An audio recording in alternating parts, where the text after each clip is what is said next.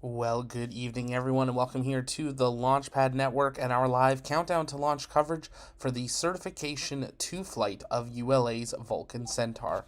We are at L minus 6 hours, 38 minutes, and counting.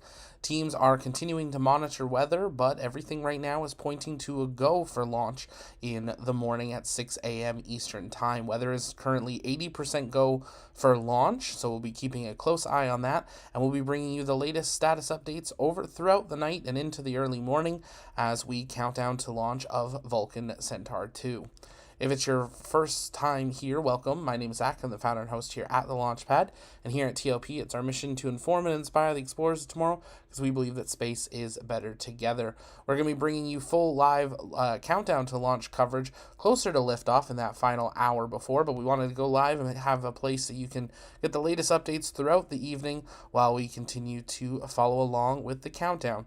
L minus 6 hours, 37 minutes, 20 seconds, and counting. Stay with us right here on the launch pad as we count down to the second historic flight of Vulcan Centaur.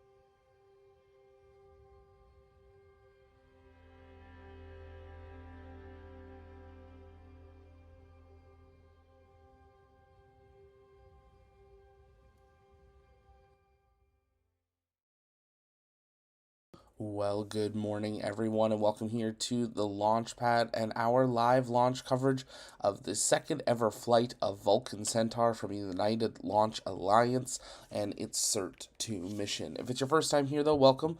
My name's Zach. I'm the founder and host here at the launch pad, and here at TLP, it's our mission to inform and inspire the explorers of tomorrow because we believe that space is better together, and we're glad to have you joining us all live here this morning. It's currently 5:36 a.m. On the East Coast and the Space Coast. We are counting down now L minus 23 minutes, 25 seconds, and counting till launch. We are awaiting ULA to begin their live launch coverage, and the moment that they do, we will, of course, patch them in to bring you full live commentary coverage of launch through the flight of Vulcan Centaur. On your screen right now, we've been monitoring the weather through the evening. We were 80% go all the way through the night, and we just had an update from the weather officer saying that weather is observed and forecast to go for liftoff at 6 a.m. Eastern Time, according to the last briefing from Weather Officer Brian Belson.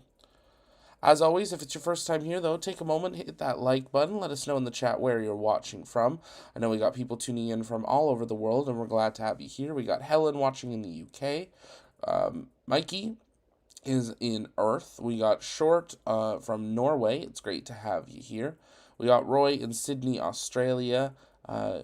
Jean Ryan, sorry if I say that wrong, is in the Philippines. Bertrand is in France. We got Ace Maker in India. It's great having you all joining us in live here this morning.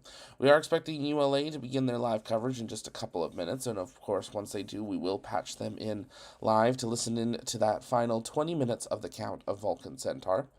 Our TLP rocket chasers are stationed around the Space Coast this morning, as well as out on the Space Space Force base in preparation for liftoff. So make sure you stay tuned to our TLP shop. That is where you can follow along and get those limited edition posters and prints from today's liftoff, as well as all your favorite launches from our incredible TLP rocket chasers. You can also stay up to date on the latest space news at tlpnetwork.com/news. We have a pre-launch article out there, as well as our launch briefing over on the launch calendar. It's looked to be a busy October once Falcon gets reapproved for flight. Falcon 9 still grounded at this time, but we hope to see that resolved soon as it paves the way for the launch of Europa Clipper. But we're here for the second ever flight of Vulcan Centaur, which will pave the way for Vulcan to be able to flying classified missions for the U.S. Space Force. This was one of the requirements, is that they did need to fly 2 certification flights. If you guys have questions, you can send those in the chat by tagging us at the launch pad. We will work on answering those live. We're going to transition over to this live view here, where we are awaiting the live coverage from the United Launch Alliance to begin. And once we have that, we'll be listening in there to their commentators for updates on how the count is progressing. L minus 20 minutes, 34 seconds, and counting till liftoff of Vulcan Centaur from Slick 41 at Cape Canaveral Space Force Station in Florida. Lots of people tuning in right now from all over the world. We got JBT in Devon, UK, Quinton's in Brooklyn, New York, Michael is nowhere in Kansas. We got Storm Raven in Tulsa, Oklahoma. Scad says, good morning, Zach, or should I say neighbor on the river from Rockledge. Great to see you. Thanks for being here. Bravo Alpha's from Perth, Australia. We got Arthur in the Netherlands. And we have Ian in New Zealand. Tindarius, sorry if I say that wrong, is in Germany. We got John in Utah. Welcome. It's great to have you all joining us here. So awesome to see so many locals from the area, as well as people just from absolutely all over the world joining us here live today. It's such an honor to get to live down here on the Space Coast, and that's only because your guys' support of just watching and sharing and making this all possible. We really do believe that space is better together, and that's only possible thanks to your guys' support in picking us as your live launch commentators. ULA is now beginning their live coverage, and we appreciate that ULA does allow media to rebroadcast these launches for editorial coverage. So that's what we are doing, providing our own commentary for the launch. We will, of course, be listening in to their mission control for updates on the timeline as well. If you haven't yet, take a moment, hit that like button, share out the stream, invite people to join us as we count down now L-minus 18 minutes, 54 seconds, and counting. Once we have a T0 on the clock from ULA, we will resync our clock with theirs, as there's always a bit of a time delay on the video feeds. But this is it. We are now less than 20 minutes away from the second ever flight of Vulcan Centaur. This flight originally was supposed to fly the beautiful new mini shuttle, the Dream Chaser, but it was not ready, so it is a certification flight of inert payloads to prove that Vulcan is ready. As the ULA team runs their intro, we'll get ready to listen in to them. You can continue to send in your comments and questions in the chat by tagging us at the Launchpad. We'll work on answering those live. Also, don't forget to join us over on the TLP Discord. It's where our community hangs out in between streams, and we would love to see you there. L-minus 18 minutes, 5 seconds, and counting. Again, if you haven't yet, take a moment, share out the stream, invite people to join us as they watch history of the second ever test flight of the Vulcan Centaur from Slick 41 at Cape Canaveral Space Force Station in Florida. This is an in to ULA Mission Control. Commander Linhoff, a systems engineering leader at ULA and your host for live coverage of today's Vulcan launch. I'm joining you from ULA's Advanced Spaceflight Operations Center at Cape Canaveral Space Force Station in Florida. Thanks for getting up early for the second launch of ULA's Vulcan rocket. Today's flight is dubbed Cert-2, signifying the second certification mission for the new Vulcan rocket. The first certification flight successfully lifted off earlier this year. The Vulcan rocket will continue ULA's legacy of support to our U.S. government, civil, and commercial customers. And with today's flight, we'll move a step closer to certifying Vulcan for government missions. We'll learn more about certification throughout the broadcast. On board the Vulcan rocket is an inert payload along with several tests and demonstrations for future Vulcan capability. Liftoff is scheduled for 6 a.m. Eastern at the top of our 3-hour launch window. In addition to watching our webcast, you can also follow live mission progress at ulalaunch.com. About 40 minutes ago, the count entered a 60-minute planned hold. We have 2 planned holds in our launch count, which give our team additional time to resolve any issues prior to entering the terminal count. At this time, the team is not working any issues and we are proceeding towards an on-time liftoff. Live coverage this morning will continue through second main engine cutoff, which occurs at about 35 minutes after liftoff.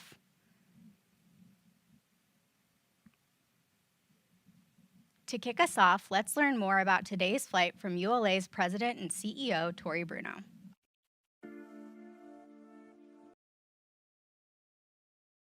We are coming up on a very important and exciting launch. This is our second flight of Vulcan, which is also our second certification mission. And if you're just joining us, welcome here to the launch pad. We are counting down now, L-minus 15 minutes, 40 seconds, and counting. ULA currently sitting at T-minus 7 minutes and holding. This is part of a planned pre-built hold to the Vulcan Centaur timeline. Similarly to the Space Launch System from NASA, 2 countdown clocks are used for the countdown operations, L- and T-. L- is like your real-world time. You know in 15 minutes and 20 seconds you got time to go get that drink, run outside if you're going to watch the launch. That T- clock that's sitting at 7 minutes is more operational. So many things have to be done by that point, and it's able to kind of be a checkpoint that if everything's not done by then, they're able to have a very clear understanding if they're going to be able to make a T0 that they're set and targeting. It also gives them time to have extra time in the count to be able to check that everything is ready, and sometimes they're ahead of that timeline, but they'll still hold at that point until they're ready to go. So yeah, I just went to the shop and just checking out, getting a t-shirt. Awesome, I appreciate that support. If you're just joining us, we're now less than 15 minutes away from the second ever flight of Vulcan Centaur, the second certification flight. Tori Bruno, the president and CEO of the United Launch Alliance, giving a little chat here about the flight. Unfortunately, it does have some beautiful copywritten music on it. ULA really likes that music on there, so unfortunately we can't play that, but we will listen back into Mission Control the moment that they begin their actual live commentary coverage. Coming down to L- 14 minutes and counting till launch.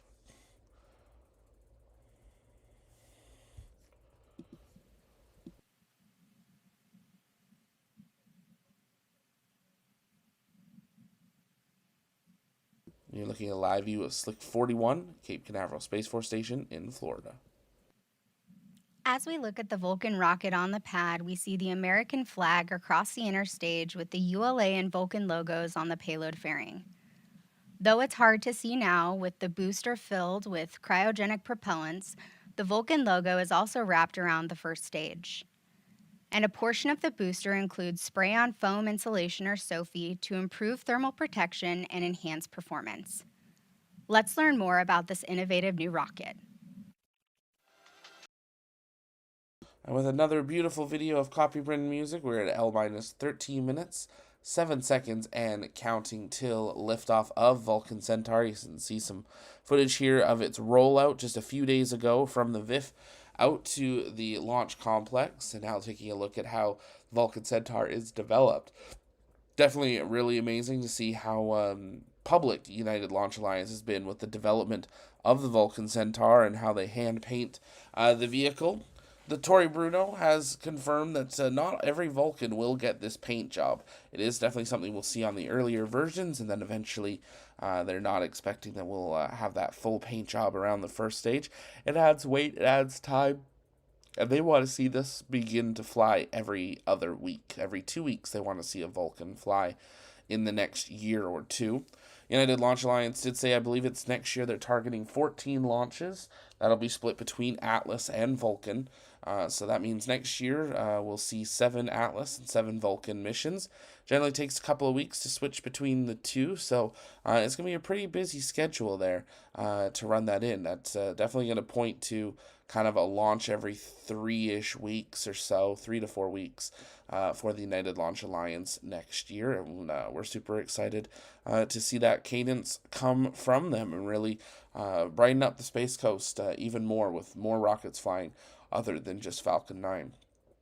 Later this year, we're also expecting the maiden flight of New Glenn from the Space Coast, bringing in another launch vehicle. It's going to be a really exciting future of having SLS, Falcon 9, Falcon Heavy, Vulcan, Atlas, and New Glenn all launching from the Space Coast within months of each other and becoming quite frequently launched as well.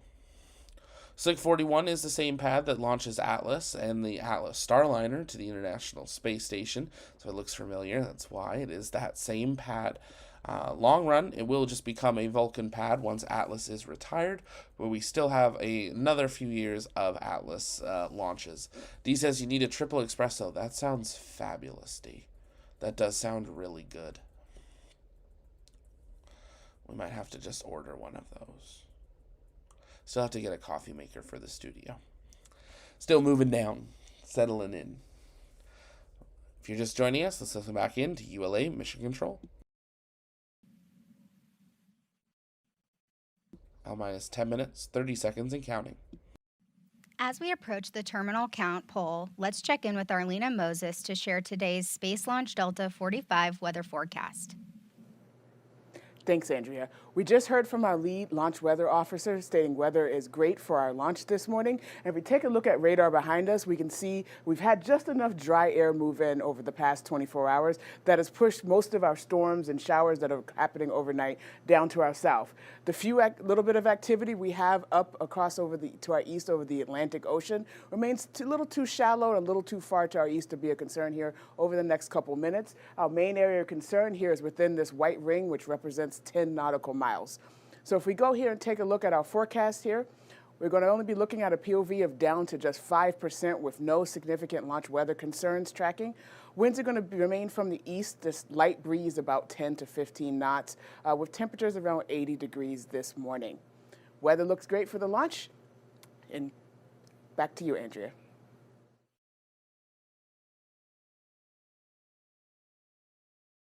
And we have just had an update come through. Launch conductor Dylan Rice has informed the launch director Eric Richards that the launch team will need a few extra minutes to complete preparations, so they will not be resuming the countdown to liftoff at the opening of the window. We have a window from 6 a.m. till 9 a.m. A new targeted launch time has not yet been set, but the moment that we have that, we will, of course, update our T0. Let's continue to listen in to launch control.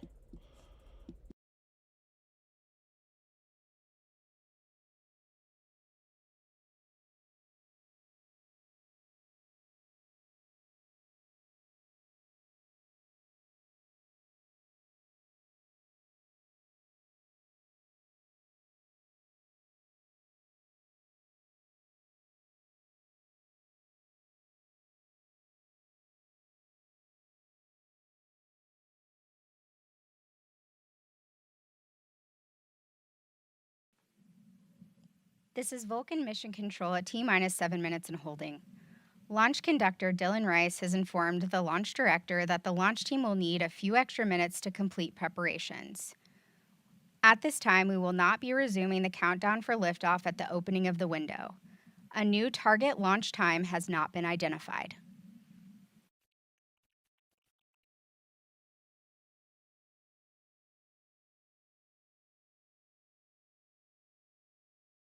In that update, they did say just a few minutes, so I do not expect this to be a huge timeline shift, but we'll be keeping a close eye as we approach that T-minus 7-minute mark. We will be holding at that point until teams are ready to do that go, no-go for terminal count. Let's continue to listen in to ULA launch control as we await that final go to enter the terminal countdown for the second ever flight of Vulcan Centaur.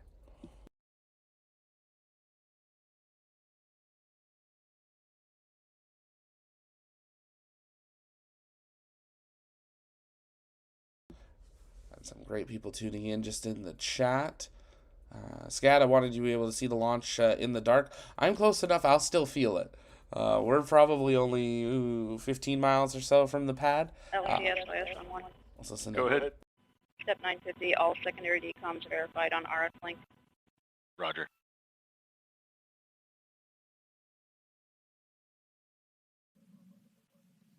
We are listening into the live mission control nets. This is Vulcan Mission Control at T-minus 7 minutes and holding. You'll frequently see today that there's a VC2S for our configuration that we're flying. The V, the first in this configuration, stands for Vulcan. C, the second, is our Centaur upper stage. 2 indicates the number of solid rocket boosters, so for today that's 2. And then S is standard, and that is our payload fairing length.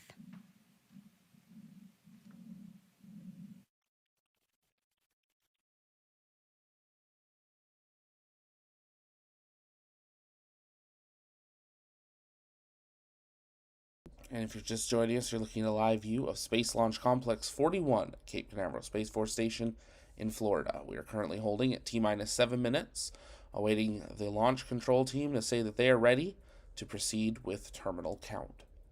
We will have a go, no-go poll before that, so we're listening in for them to say they're ready to conduct that go, no-go poll. Once they do that, the clock will be approved to begin running. If you haven't yet, take a moment, hit the like button, share out the stream, invite people to join us. I got a few more minutes to get on here. We do have a 3-hour launch window today, but they did say that they're only going to need a few minutes here, so we should see this launch countdown pick up in the next few minutes. As always, if you guys have questions, you can send those in the chat by tagging us at the launch pad. We'll work on answering those live. And if you haven't yet, make sure you subscribe so you never miss another live launch coverage. Stay up to date on the latest with our TLP launch calendar at tlpnetwork.com.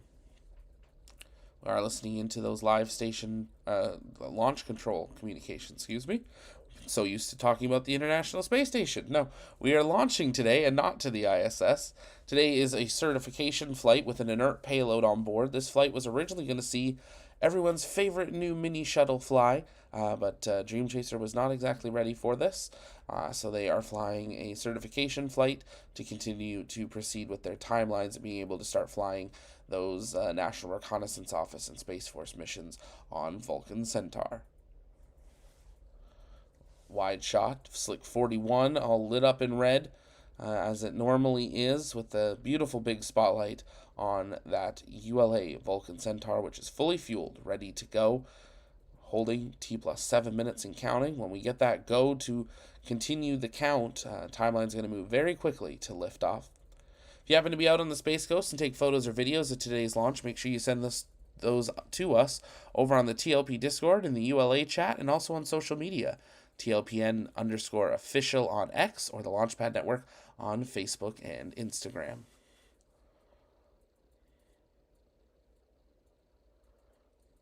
Waiting an update from Mission Control. So we continue to hold at T-plus 7 minutes, waiting for that go, no-go count to enter terminal count.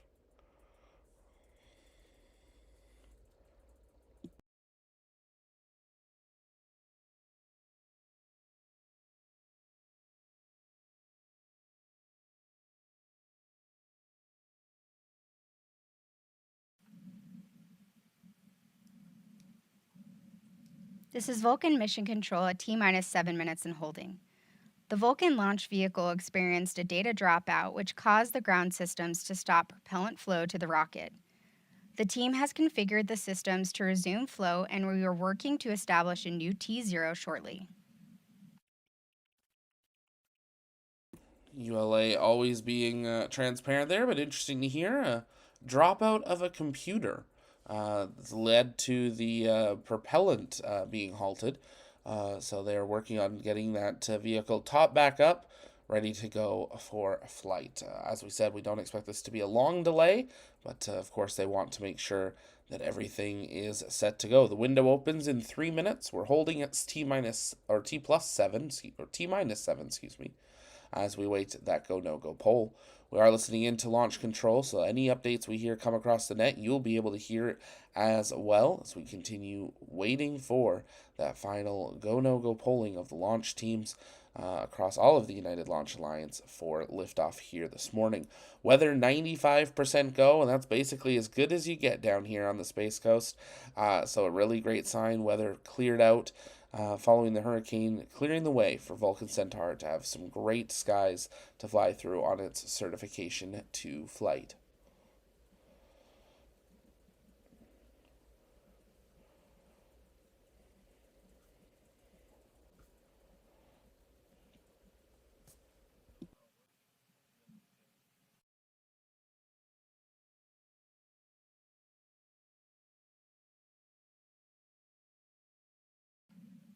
This is Vulcan Mission Control at T-minus 7 minutes in holding.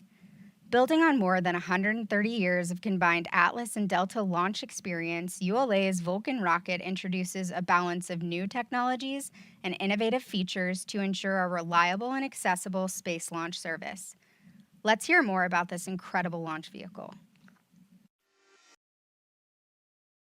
Another ULA launch means another video with beautiful copyrighted music. As always, if you guys have questions, you can send those in the chat by tagging us at the launch pad, and we'll work on answering those live. Great question coming in from Colin Van. Is this pause normal for this? So this is only the second ever time they've flown Vulcans. So we're starting to learn its timeline and learn what's kind of a normal thing for it. But yes, they are absolutely able to hold here. That's one of the ways they run their timeline. So we have two countdowns that run today, T minus and L minus. Right now, both are holding at that 7-minute mark. But if you've been joining us through the night counting down to launch, we've had an L minus clock running most of the evening, even though we've had a T minus clock technically paused for a large portion. The T minus clock is more your operational clock. You know, we need to be fueled by T minus 7. We need to have weather go by T minus 5, things like that. There's set milestones you have to achieve by certain numbers. The L minus clock is your real world clock, and that's why we use it here on the launch pad for you guys, because that's your real world time. You know, with the Space Launch System, they can hold at T minus 2 minutes, and they can hold there for hours if they wanted to. But that doesn't help you knowing if you have time to go get another beverage from the fridge or use the restroom or go get your friends and family from the other room to watch the launch. So the L minus clock's a lot more practical, and the United Launch Alliance does use both actually in their mission control. You're seeing some videos here of how the Vulcan Centaur is built in the ULA factory, and then it is using their rocket ship floated down through the river around the Gulf over here to the Space Coast. If I remember correctly, I want to say we actually have 2 Vulcans now on the Space Coast sitting ready to go. So this one out on the pad, and they have another there. You can see on this video, though, that they would build Vulcan and Atlas using that same kind of step-by-step process down the factory floor, and then kind of raw materials in one side and rockets out the other side. And there's that rocket ship where Vulcan gets rolled out and then rolled to the pad where it is vertically stacked, the booster, the second stage, the payload fairing, and those SRBs. Now, Vulcan has the option to fly with 0, 2, 4, or 6 SRBs attached. Be really interesting to see 0 at some point, but there is video footage from the first flight. You're looking at a live view of Slick 41, so we await that go no go poll. Let's listen back in to mission control. LC, ALC. Go. Countdown clock has been reset with a new T0 of 10:30 Zulu. We are currently at L-29 and counting. Roger.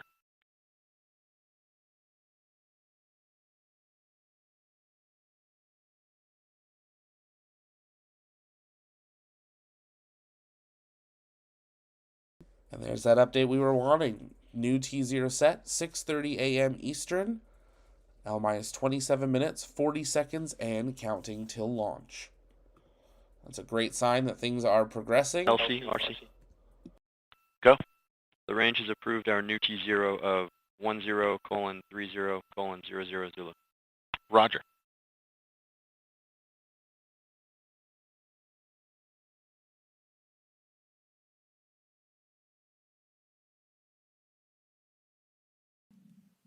This is Vulcan Mission Control at T minus 7 minutes and holding. A new T0 has been identified at 6:30 a.m. Eastern. Perform Centaur LO2 fill and drain valve cycle test. Roger. Fuel 2, perform Centaur LH2 fill and drain valve cycle test.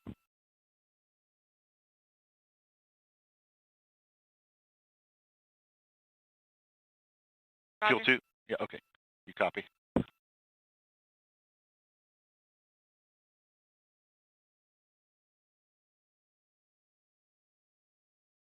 Fuel 2, LC.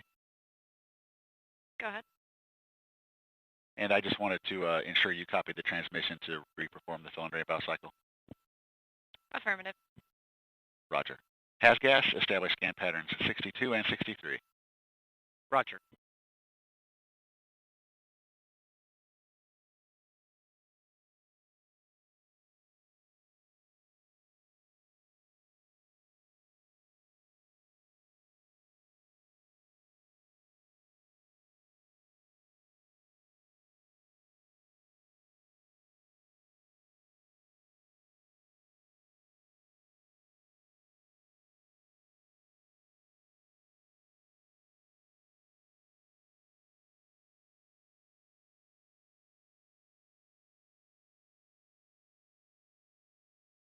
And if you're just joining us, you're looking at a live view of Space Launch Complex 41, where Vulcan is being topped off, ready for flight. We have a launch window from 6 a.m. till 9 a.m.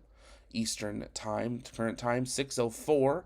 Now, Vulcan would have been in the air at the original T0, but we have a new T0 set for 6:30 a.m. Eastern, or just over 25 minutes from now. They had a system kind of glitch, which ended up stopping them topping the This fueling. is Vulcan Mission Control at T minus 7 minutes and holding. Launching rockets takes the coordination of a team of experts. Let's hear from launch conductor Dylan Rice on what it's like to lead a team on launch day.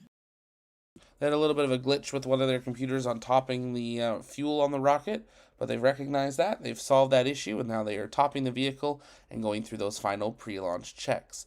Around the 10-minute mark, or L minus 10-minute mark or so, that is when we will have a go-no-go to enter terminal count, go through all the teams at ULA and Vulcan to make sure everything is ready for flight.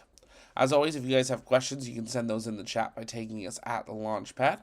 We'll work on answering those live. Now under 25 minutes and counting till liftoff of Vulcan Centaur.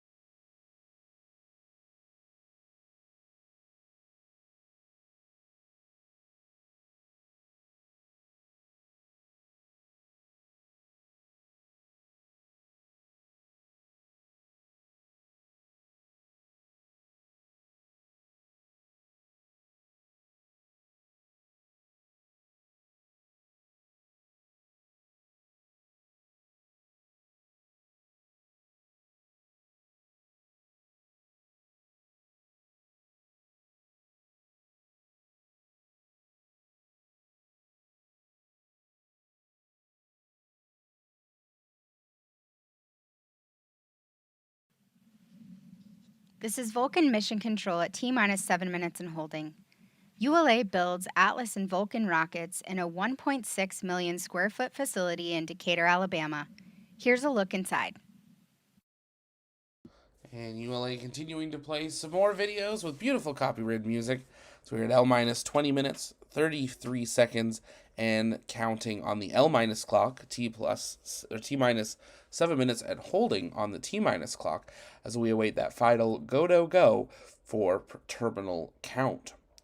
We got lots of people just tuning in from all over the world. If you haven't yet, take a moment, let us know in the chat where you're watching from, and while you're doing so, engage that like button. It's free to do and really does help us out. We're answering your guys' comments and questions in the chat. Just make sure you're tagging us at the launch pad so we can see those questions come in here as we continue through this next 20 minutes or so. We'll have that terminal count go, no go in about 10 minutes time, and that's when everything will begin to pick up and progress in the timeline. Taking a look at the weather here on the Space Coast, it's still obviously dark as we're awaiting sunrise. But weather looking nice and clear and ready for today's liftoff.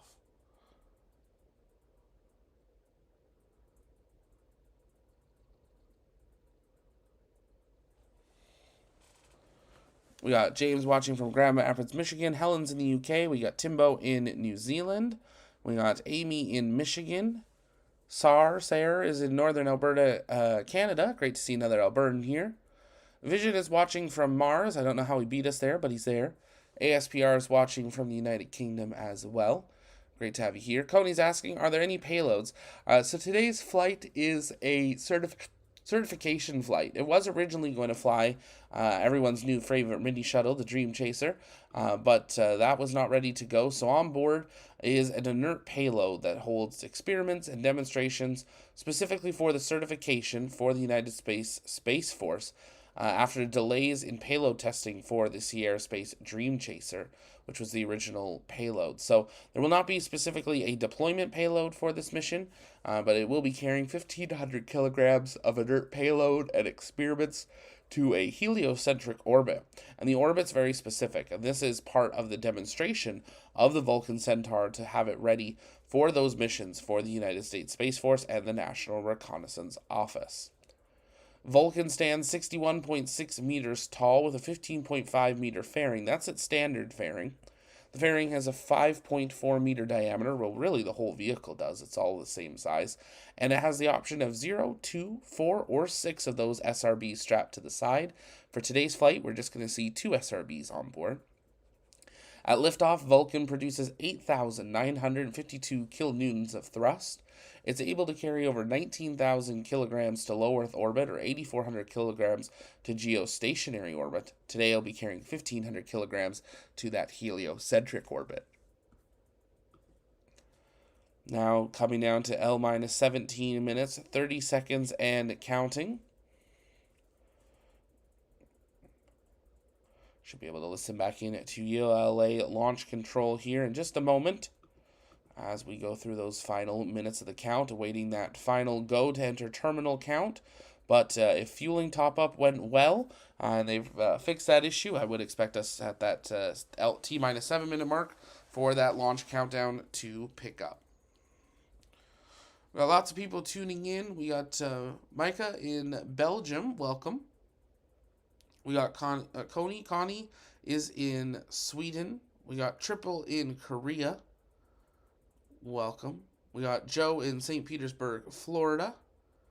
Welcome. Great to have you here. A little bit of an early morning for us on the Space Coast, but that's exciting, though, because it means that we have a launch.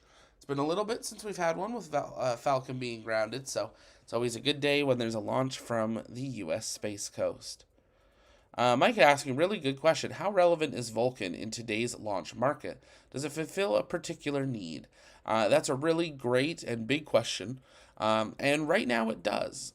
There is the concept that Vulcan could do smart reuse in the future, which is they would actually not recover the booster of the first stage, but they would recover just the engines. And they've actually flown a test flight of an inflatable heat shield that would be used to bring just those engines back. When we talked with the company Skyroar out of the United Kingdom, they explained to us that the cost of one engine is equivalent to the cost of the whole first stage's tanks and booster. So to them, it's more important to recover those multiple engines than it would be for them to recover the booster, which does change how they can look at recovery. The United Launch Alliance is not currently publicly, excuse me, my apologies. ULA is not currently actively working on that per se, but it's something that could happen in the future. They have worked on it, but at this time they're just getting ready to fly Vulcan in an expendable configuration. The Vulcan is very much designed in a way of almost being like a government rocket. A government launcher, similar to ESA and Arianespace's Ariane 6. It is designed to carry classified payloads for the U.S. Space Force, National Reconnaissance, and things like that. Now, Vulcan is also sold commercially, so there are commercial missions on it. So it's kind of filling those two voids. With Falcon 9 and with New Glenn and with Starship and so many other options, it really comes down to who's cheapest and who can carry the most.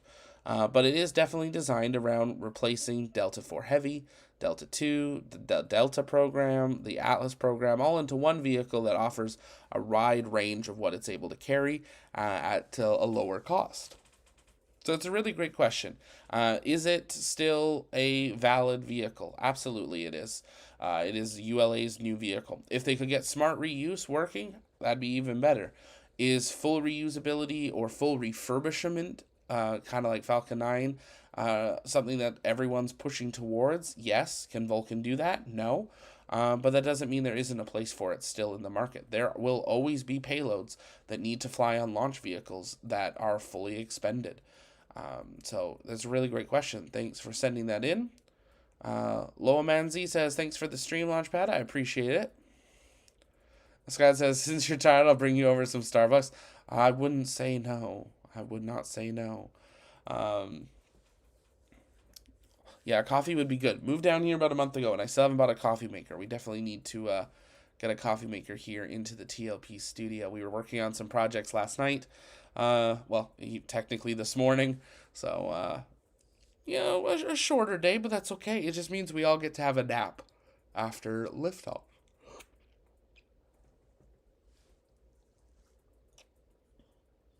L minus 13 minutes, 20 seconds and counting. 1, initiate post liftoff launch head umbilical purge autofile. Roger. Now listening in to ULA launch control. L minus 13 minutes and counting. Awaiting that go no go to enter terminal count and resume the clock.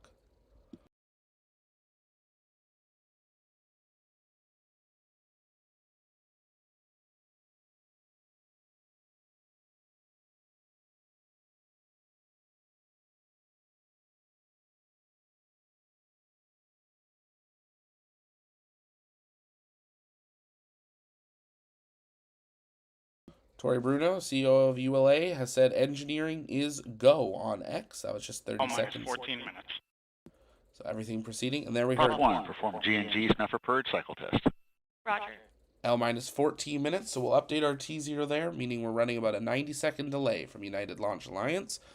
We'll update our T0. Let's listen in as we prepare to resume the clock. Go. First step, 1040, launch sequencer overrides established. Roger. LC, PNA2. Go. CUC airborne pre-chill is complete. Recorded time 10, 16, 13, Zulu. Recording 10, 16, 13, Zulu. Good copy.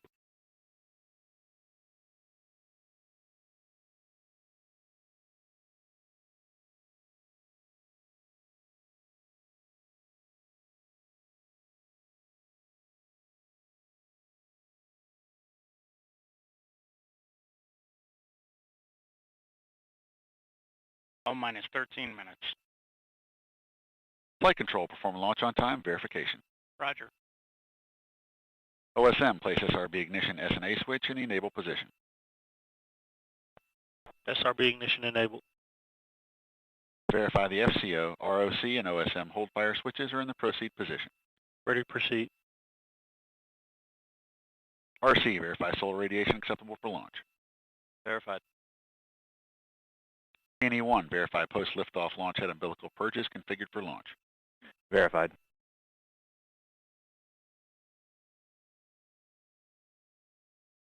LC Prop 1. Go. G&G Snapper Bridge cycle test complete. Roger.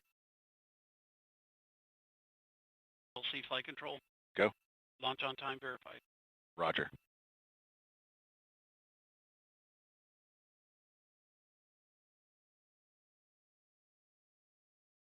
minus 12 minutes.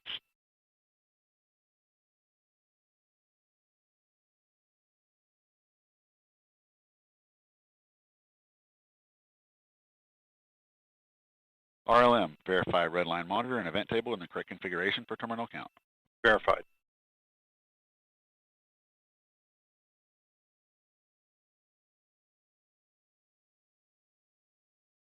LC LOX 2. Go. Centaur LO2 at flight level. Roger. LC Fuel 2. Go. Centaur LH2 at flight level.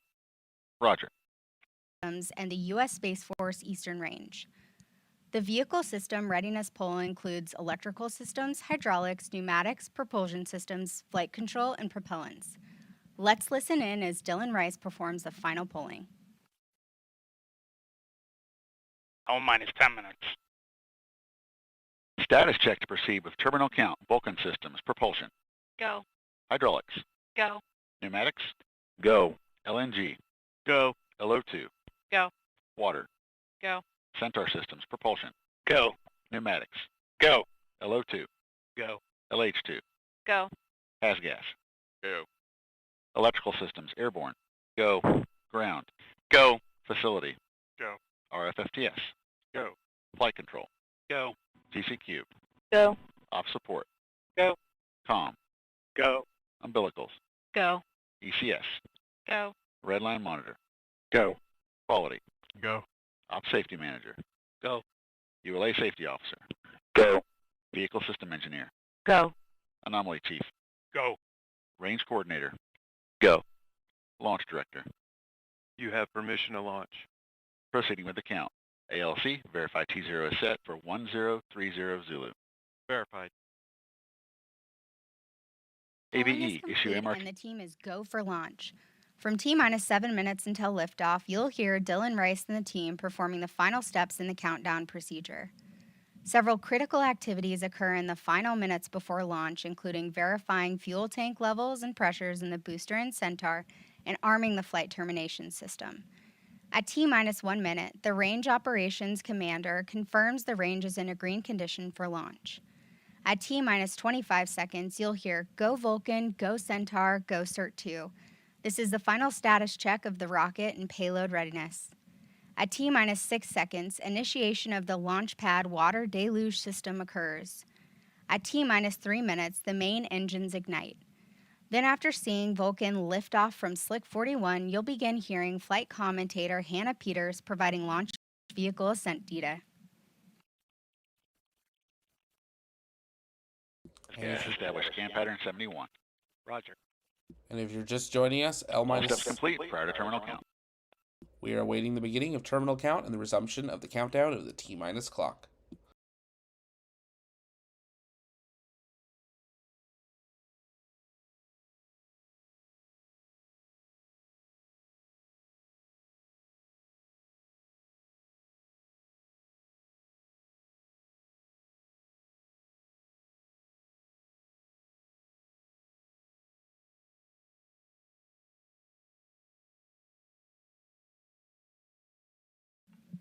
This is Vulcan Mission Control at T-minus 7 minutes and holding. We anticipate releasing the hold in just a few moments. On my mark, the time will be T-minus 7 minutes and counting. 3, 2, 1, mark. 6:55.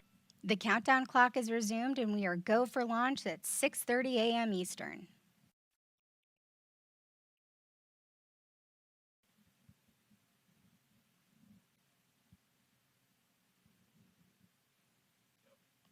After liftoff, ULA's Vulcan rocket will head southeast from Space Launch Complex 41.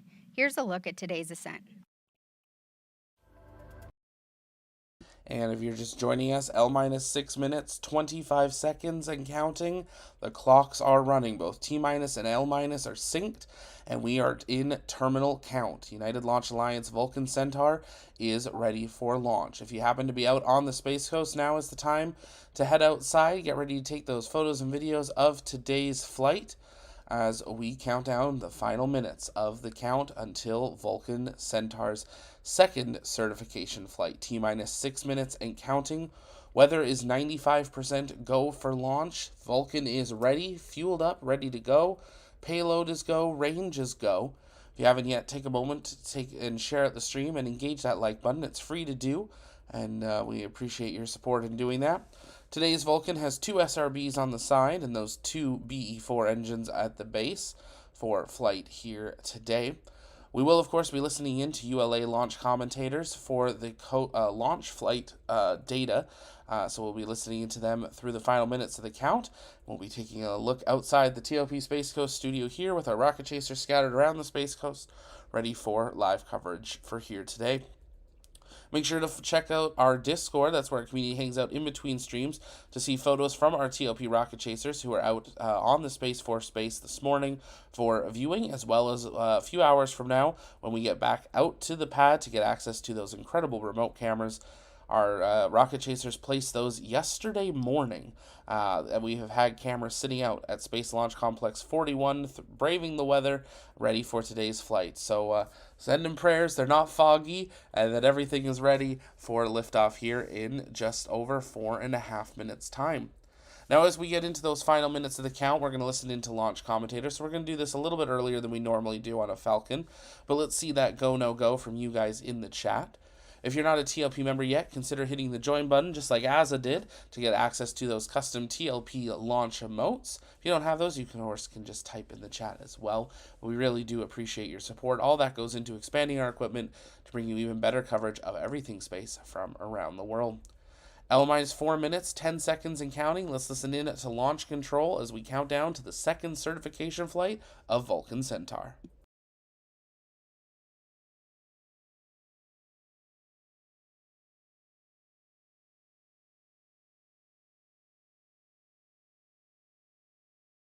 We do have those control nets up. They may be quiet at times. That is an okay thing.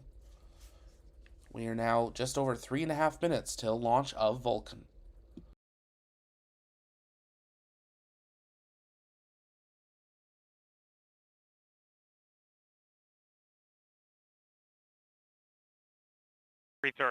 Hydraulics at pre-launch. This is Vulcan Mission Control at T minus 3 minutes and 22 seconds. Following liftoff, viewers watching in Florida may be able to see Vulcan in flight as it heads east. To get a closer look at this map, check out ULA Launch on social media.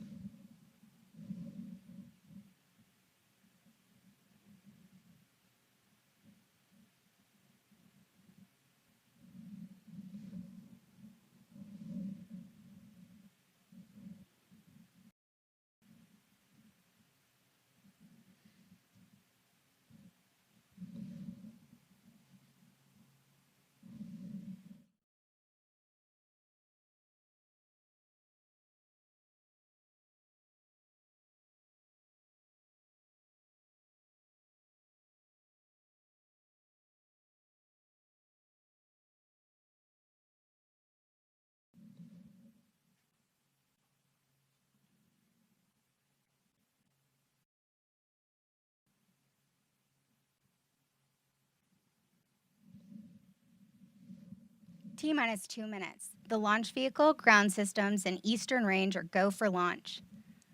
For those of you just joining us, I'm Andrea Lenhoff, your host for today's live coverage of ULA's second Vulcan rocket launch. At this time, the team is not working any issues, and we're proceeding towards an on-time liftoff at 6:30 a.m. Eastern.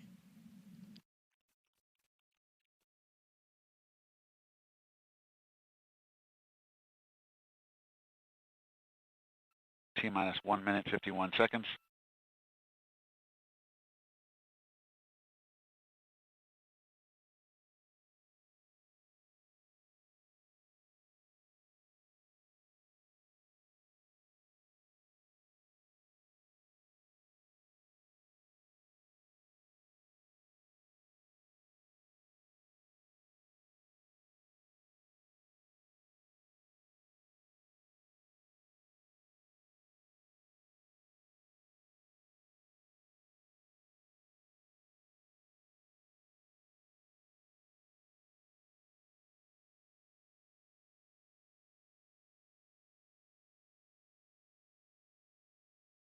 LC, this is flight control.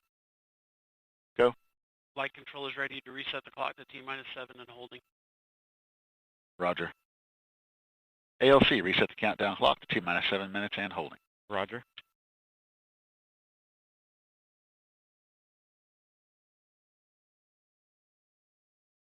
LC, Peony 2. Go, Peony 2. Centaur, LH2 and LO2 tank venting in progress. Roger. LC, Peony 1. Go. Vulcan tank pressures are stable. Roger.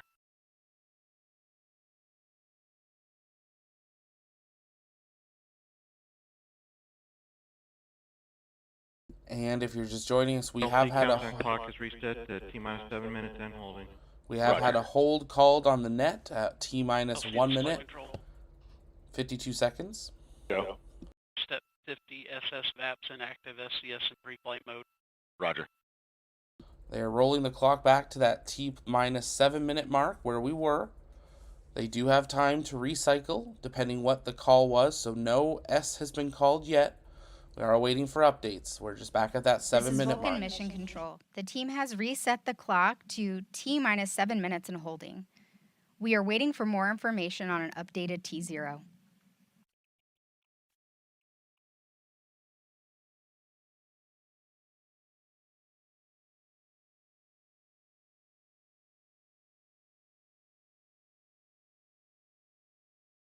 We are listening into the control nets for an update. Holding at T-minus 7 minutes. The hold was called on the net at T-minus 1 minute, 52 seconds. This can happen. They do have time to LC, recycle the Peony clock. 2. Go. Centaur tank pressures are stable. Roger.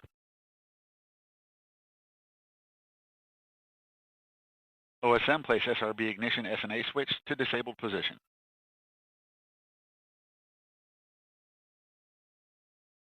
SRB ignition disabled.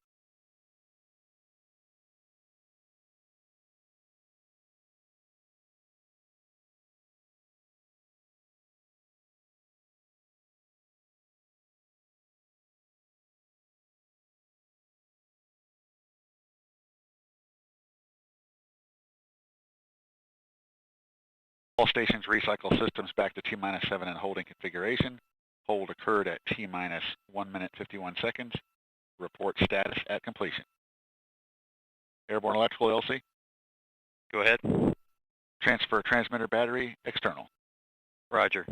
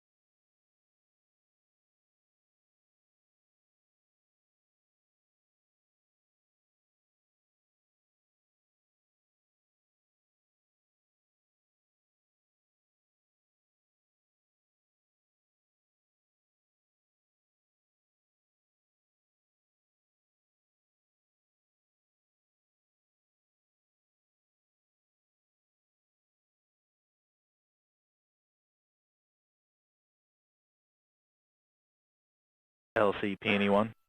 Go. First step 260, substep alpha, Peony 1, Vulcan pneumatics pressure stable. Roger. LC, Peony 2. Go. Step 260, substep Foxtrot, CEC active. Roger. And substep Golf, sensor pneumatic system stable. Roger. LC Prop 1. Go. For step 260, substep Delta and Echo, Vulcan propulsion and hydraulic system stable. Roger. If you're just joining us, you are listening into the mission control nets where they are safing the vehicle in preparation to see what the hold was and see if they can reset that clock and begin the count again. We are currently holding at T-minus 7 minutes. They are working to recycle. Officially, we have an update from ULA. We are recycling the Vulcan rocket countdown to prepare for another opportunity to conduct the Cert-2 launch today. We have an available window until 9 a.m. Let's continue to listen in to launch control.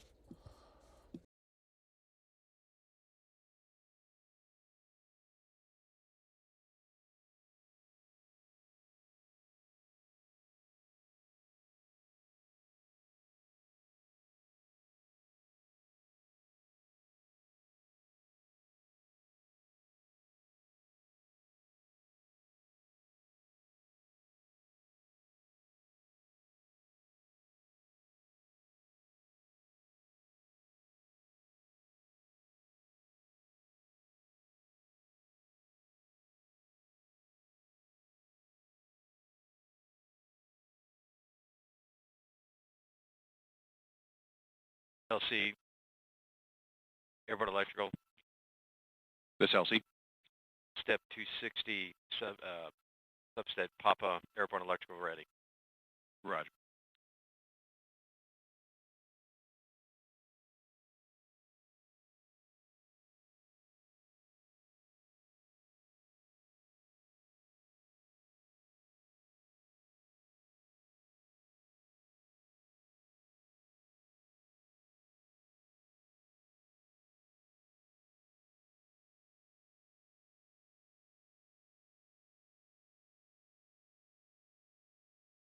LC Lock 1.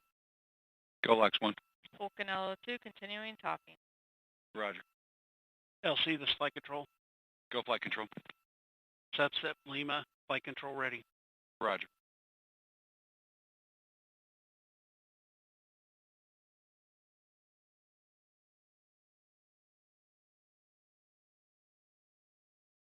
LC has gas. Go has gas. For substep India, has gas ready. Roger.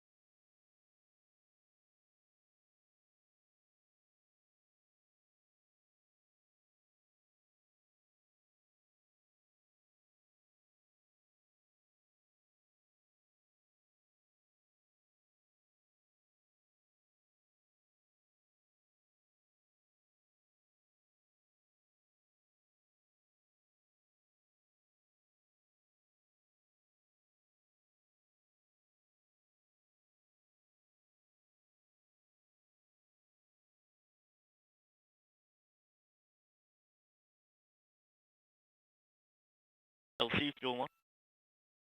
Go. Step 260, substep Charlie, Vulcan LNG, continuing topping. Roger.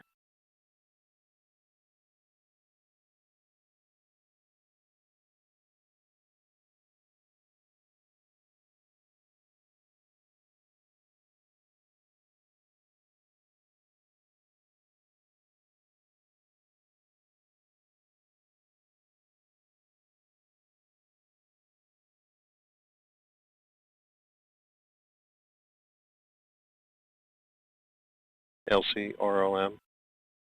Go. Op 100, step 260, substep November, complete. Roger.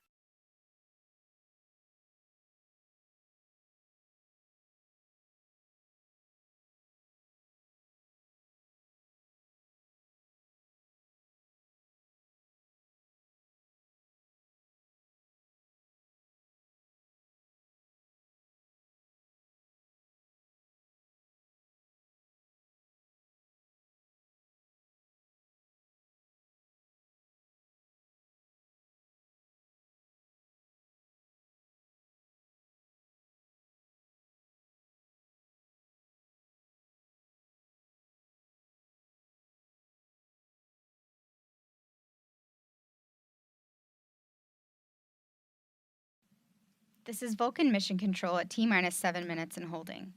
While we await a new T0, RS rocket ship, ULA's specially designed cargo ship, delivers our rockets to our launch sites in California and Florida. Let's take a look at this unique capability.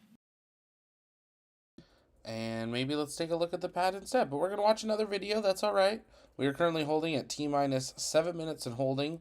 Teams are continuing to safe the Vulcan and work to recycle that countdown. They do have backup opportunities, or backup window, a launch window, all the way till 9 a.m. Eastern, so 2 hours, 20 minutes from now. And teams are evaluating what caused that hold to be called on the net. We have not had an update on that. That is probably one of the main things we're waiting on, is as teams evaluate why there was a hold called on the count. But weather continuing to look good here on the Space Coast, and we are awaiting an update on what this new T0 launch attempt will be. As always, if you guys have questions, you can send those in the chat by tagging us at the launch pad, and we'll work on answering those live. Sadawat, thanks for sending in that super chat there, saying wait for it.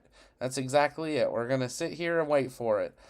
We've got T-minus 7 minutes and holding. I think that's a great sign that they are going to attempt to recycle the count, and we'll just have to follow along for updates as we await them. They are going to play through some probably videos here as we await those updates on the launch control, and unfortunately when they play a video, we don't get to listen into the launch control nets. But the moment the video is done with its copyrighted music, we will, of course, listen back into launch control for an update on how everything is proceeding. As I said, though, if you guys have questions, you can send those in the chat by tagging us at the launch pad. We'll work on answering those live while we continue through today's flight. Right now, they're playing a video here of their rocket ship, of how they go from their development factory down the Mississippi River, down to the Gulf of Mexico, where then they head out either around the Florida state or all the way out to California, depending where they are launching from. Now that California's been quieted down, as they don't really launch from there anymore, but they are making upgrades to their pad out in California so that they can begin launching or continue launching from there again. So it's been a while since we've seen a flight out of Vandenberg for the United Launch Alliance, but they are working to get back out there, which is a great sign, again, that they're continuing to expand their capabilities and bring these vehicles online more and more.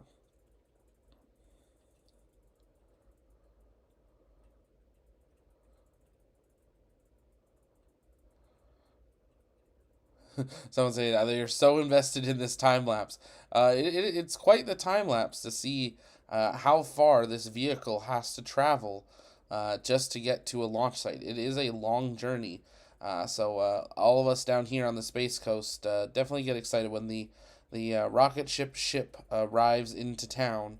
It's got something exciting on board, and it takes it a fair amount of time. Rocket ship is actually the rocket ship is actually currently in dry dock, going through some refurbishments, a new paint job, and stuff as they continue ULA's expansion with the Vulcan. They've got at least 2 Vulcans here, one on the pad, one now out in the hangar, and I believe there's an Atlas here as well. So they've got a little bit of rockets that they have the time to send the rocket ship into dry dock for some refurbishments and upgrades. It's quite the journey it has to make, though, to get up and out of the Gulf, and then it heads straight down to Florida and around the state, and then up the eastern seaboard to the Space Coast. If you do happen to visit the Space Coast while the rocket ship's in town, you are able to see it from some public areas. You can't get right up next to it, but you can see it from a public road. It's always cool to see, and if you're lucky enough to see it when it comes into the jetty and into the port, like we just see there in the last few minutes of the time lapse, it's definitely something you are able to see.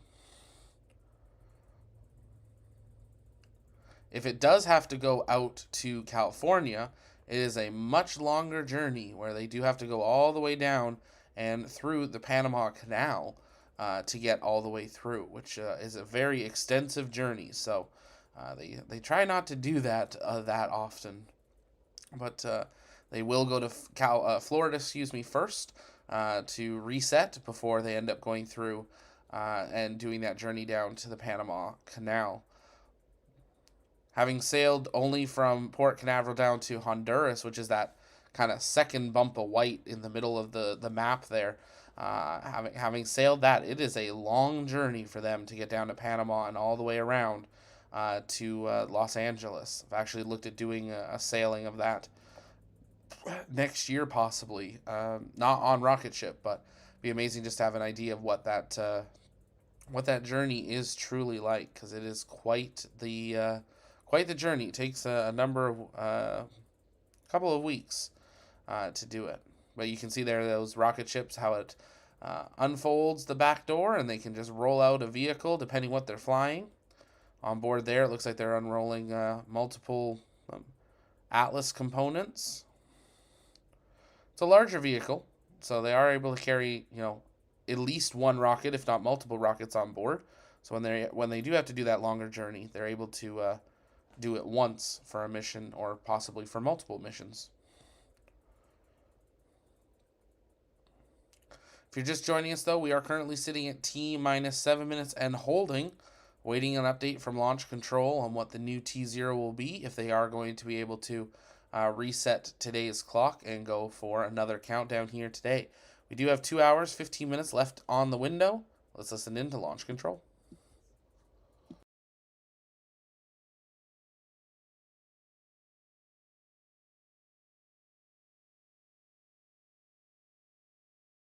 So we have an update from Tori Bruno saying that they have a transient on the redundant data system.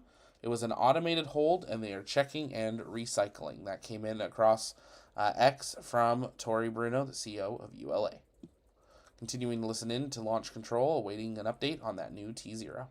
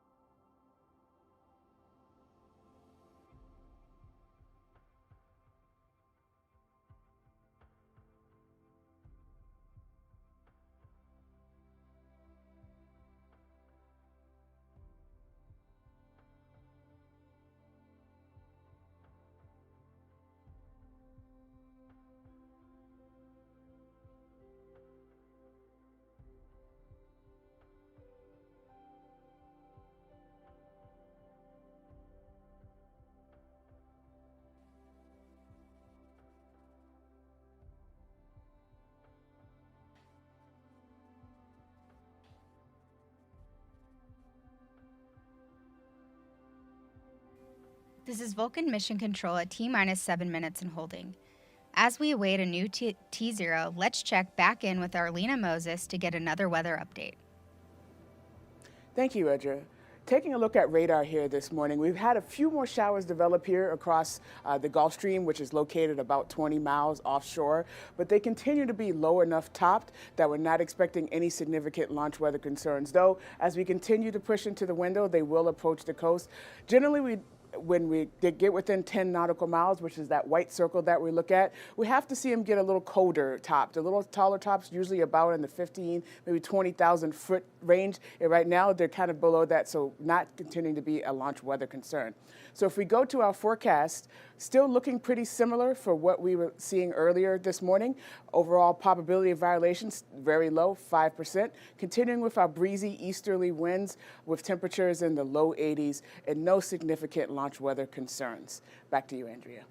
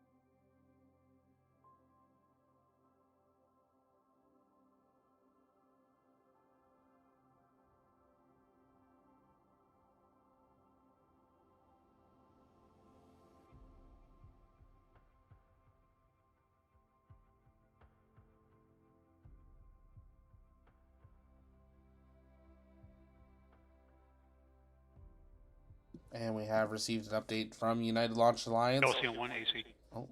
Go AC. I have a recommendation for you for R11 line item adjustment. Proceed. Okay, we want to take the following 8 line items from a value of 31.1 to 32. These line items are 188, 191, 194, 197, 207, 210, 213, 216.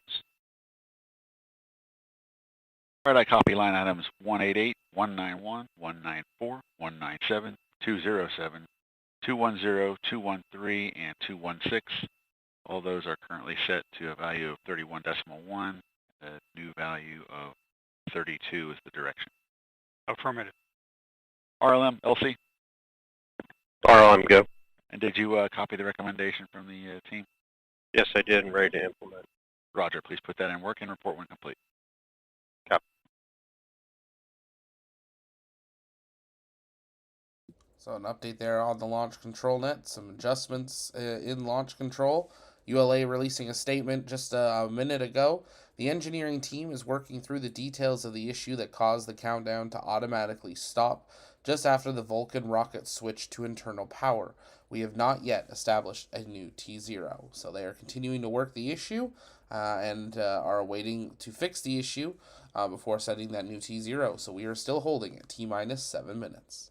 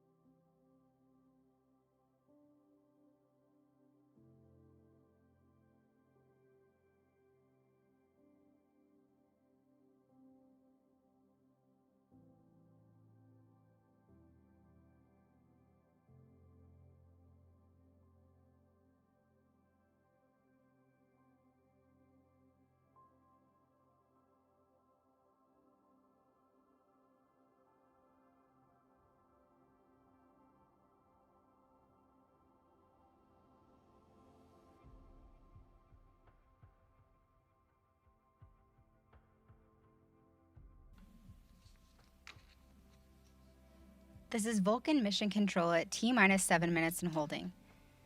As we look at this beautiful sunrise over Slick 41, we continue to wait on a new T0. Reminder that our launch window today extends to 9 a.m. Eastern. The team continues to work on a new T0, which we will share with you when it becomes available.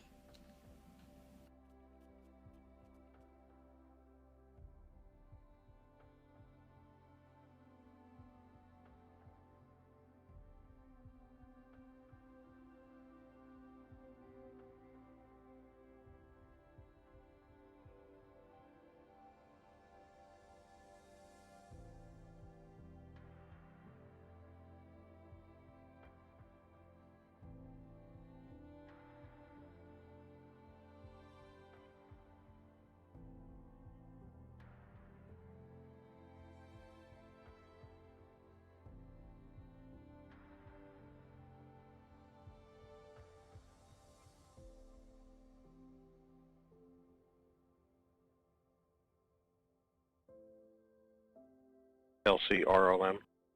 Go. Limits changed on 8 requested line items to upper from 31.1 to 32.0. Roger.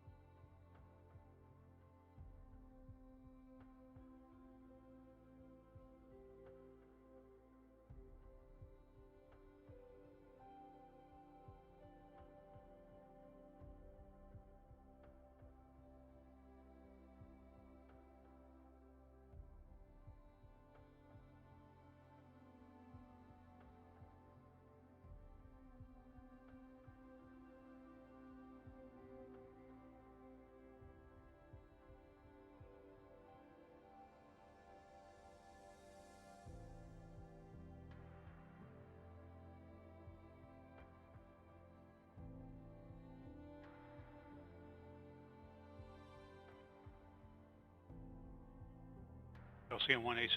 Go. Ready to provide you a recommendation. LD Net 1. LD. Proceed, AC. Okay, the team has reviewed the hold that was put into place and isolated that to the VCU line items. We have adjusted the 8 line items affected by this voltage concern. We have no other concerns with proceeding and are recommending another attempt. LC concurs. LD. LD concurs.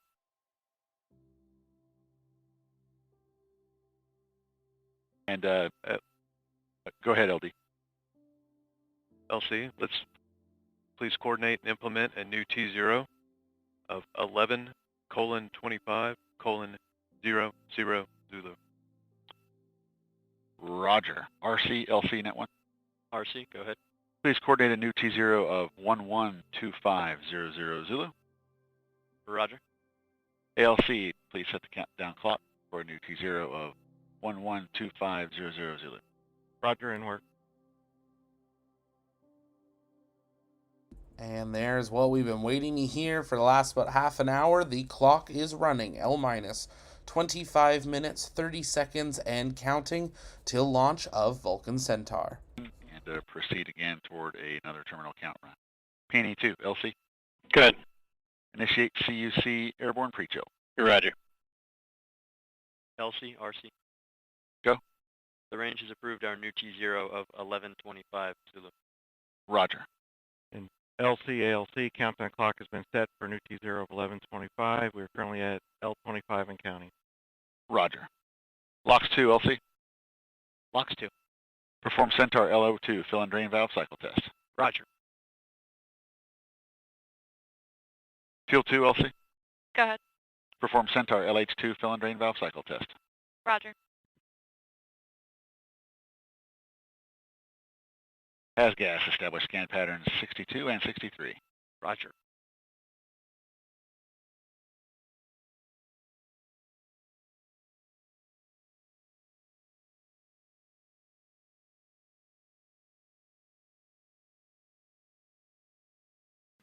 This is Vulcan Mission Control at T-minus 7 minutes and holding. As you just heard, a new T0 has been established at 7:25 a.m. Eastern.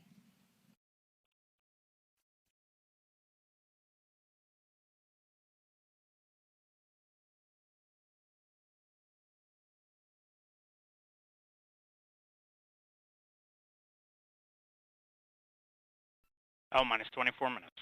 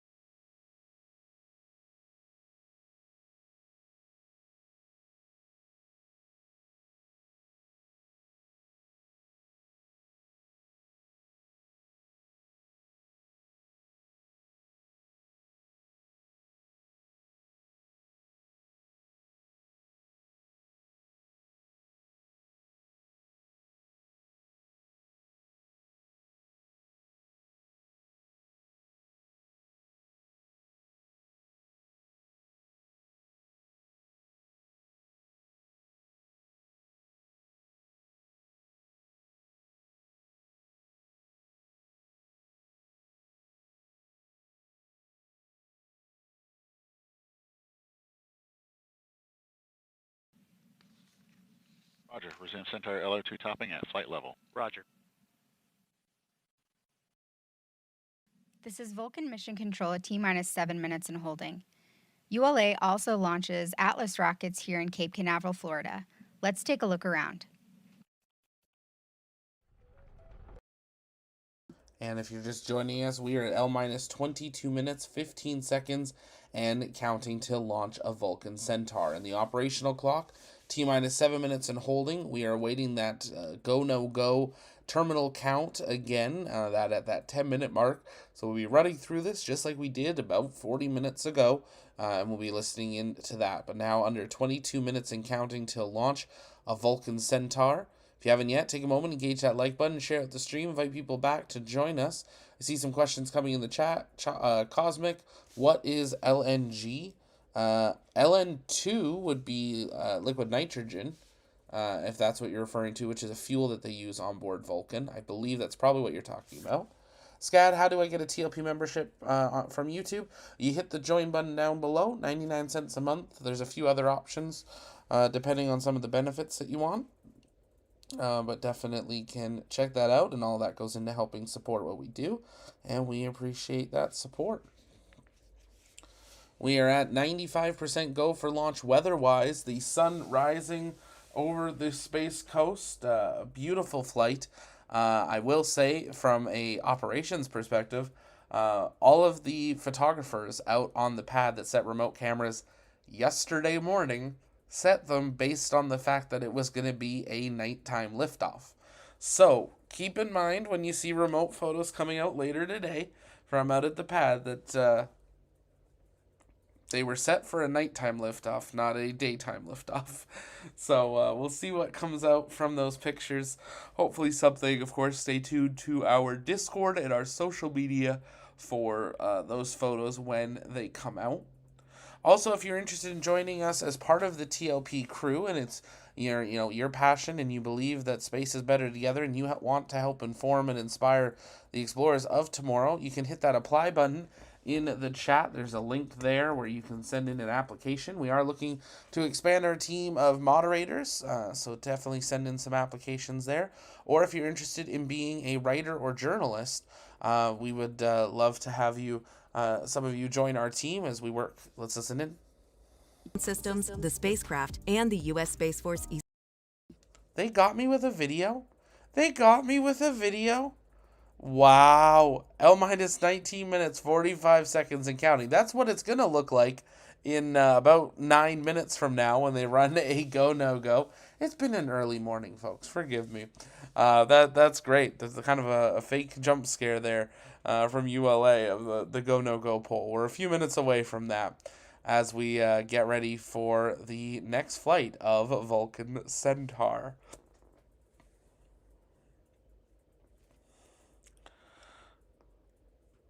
Simon, they got you with the video. Yep, they did.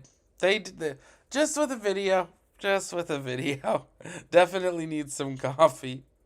We are at L-minus 19 minutes, 5 seconds and counting on the L-minus clock, 7 minutes and holding on the T-minus clock.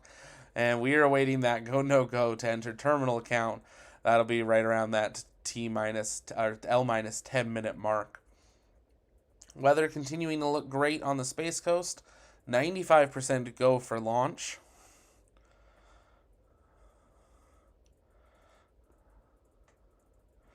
Daniel, did those spin launch guys run out of money, or is that still a thing? It is still a thing.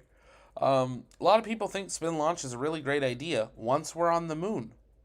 But maybe not from Earth. You are looking at a live view now of Space Launch Complex 41 on the beautiful Space Coast here in Florida. So we count down now just over 18 minutes and counting to that new T0 that has been launch authorized, and we are awaiting the go, no-go to enter terminal count of the Vulcan Centaur. We do have launch control nets pulled back up, so we'll be listening in to there. If you guys have questions, you can keep sending those in the chat by tagging us at the launch pad, and we'll work on answering those live while we go through these final minutes of the count. I want to give a huge shout out to our TLP Rocket Chaser team that have all been up very, very early this morning to get out onto the Space Force space and as around the Space Coast. I know we've got Gavin out there, we've got Trevor, we've got Josh, Danny, Wade, Eric. Thank you all for being out there so early this morning, getting ready to capture it. I know Danny and Josh got cameras out set up remotely, so we're fingers crossing that they've made it through the night, and that we'll get something from those in the coming hours once we have liftoff. So make sure to stay tuned to our social media and our Discord to see those photos come out when they do come out. Little update for some items in the shop. We're looking at rolling out some new stuff over the coming weeks, and our 2025 calendars are coming very soon. So make sure you keep an eye out for when those drop. We'll be putting those out on the website, and we're even looking at. We'll do a poll actually in the chat. Do you guys want a signed calendar option? Something we've seen people request before, but if you were considering buying a calendar, would you want to have an option of getting like a Zach signed one in the shop? Something we figured we'd ask. It'd be new to me. I'm not saying we need to do it, but I know we've had some requests, so figure we ask you guys in the chat what you guys think. Because it's definitely something that we can do. But we're going to be rolling out a few different calendars, so make sure you stay tuned to those. We also have our incredible Rocket Chaser posters available. We do have metal prints available as well, but we do offer all of our stuff in posters, trying to make them a little more affordable and accessible to everyone. L-minus 16 minutes, 7 seconds, and counting. Awaiting that L minus 16 minutes. go, no go for terminal count.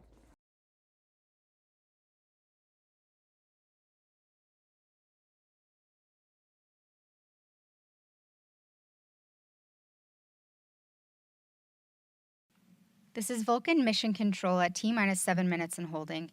As we move toward a target T0 7:25 a.m. Eastern for Cert-2, earlier this year we launched the inaugural flight of the Vulcan rocket. Let's take a look back on that spectacular flight.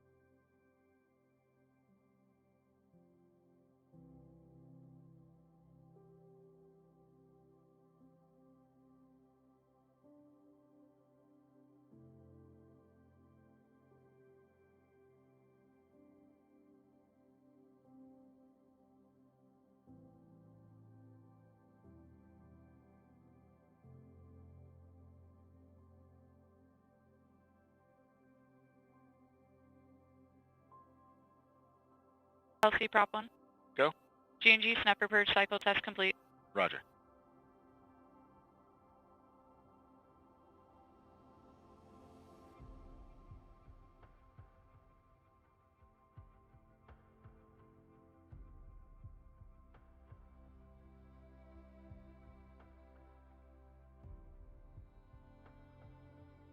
L minus 13 minutes. Flight control, perform launch on time verification. Roger. OSM, place SRB ignition SNA switch in the enable position. SRB ignition enabled. Verify the FCO, ROC, and OSM hold fire switches are in the proceed position. Ready to proceed. RC, verify solar radiation acceptable for launch. Verified. PNE-1, verify post-liftoff launch head umbilical purges configured for launch. Verified. Launch on time verified. Roger.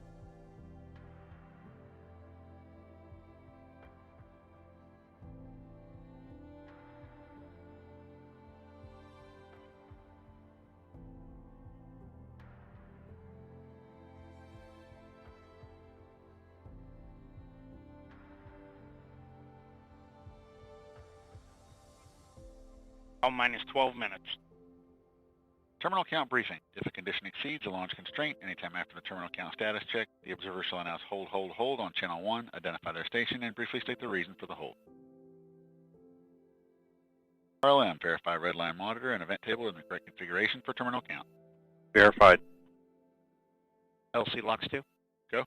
Centaur LO2 at flight level. Roger. LC Fuel 2. Go. Centaur LH2 at flight level. Roger.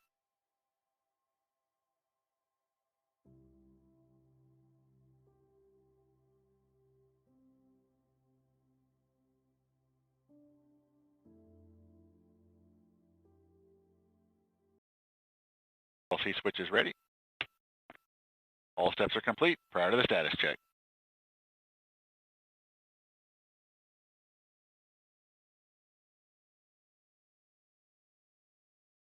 Out minus 11 minutes.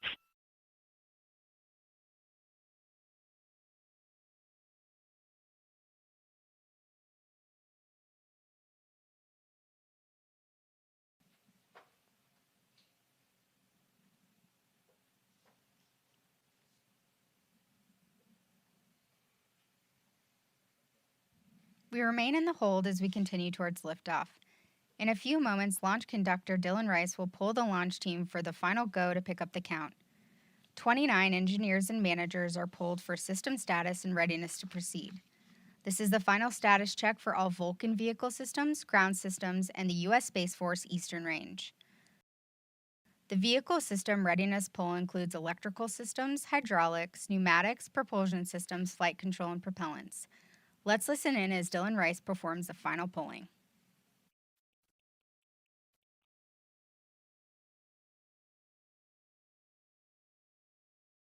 Status check to proceed with terminal count, Vulcan systems, propulsion, Go.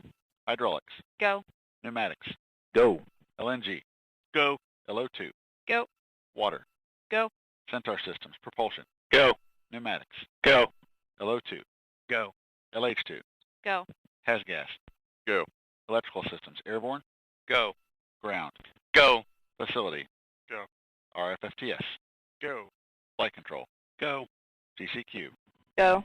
op support, Go. comm, Go. umbilicals, Go. ECS, Go. redline monitor, Go. quality, Go. op safety manager, Go. ULA safety officer, Go. vehicle system engineer, Go. anomaly chief, Go. range coordinator, Go. launch director. You have permission to launch. Proceeding with the count. ALC, verify T0 is set for 112500 Zulu. Verified. ABE, issue MRTU sync pulse. Roger. Secure transmitter battery heater and transfer battery internal. Polling is complete and the team is go for launch. From T-minus 7 minutes until liftoff, you'll hear Dylan Rice and the team performing the final steps in the countdown procedure. Several critical activities occur in the final minutes before launch, including verifying fuel tank levels and pressures in the booster and Centaur and arming the flight termination system.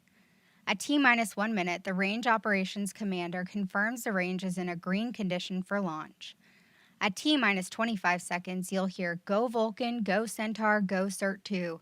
This is the final status check of the rocket and payload readiness. At T-minus 6 seconds, initiation of the launch pad water deluge system occurs. At T-minus 3 seconds, the main engines ignite. Then after seeing Vulcan lift off from Slick 41, you'll begin hearing flight commentator Hannah Peters providing launch vehicle ascent data.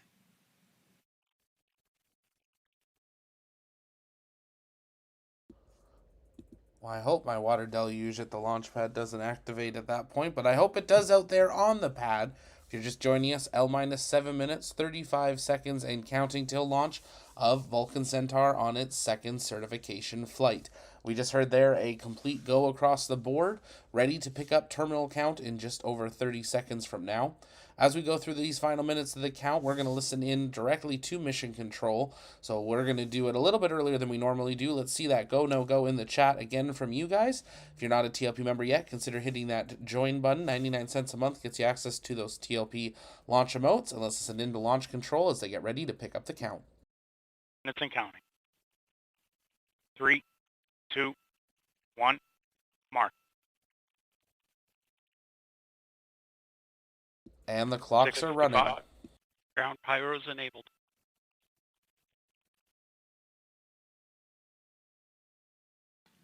The countdown clock is resumed and we are go for launch at 7:25 a.m. Eastern.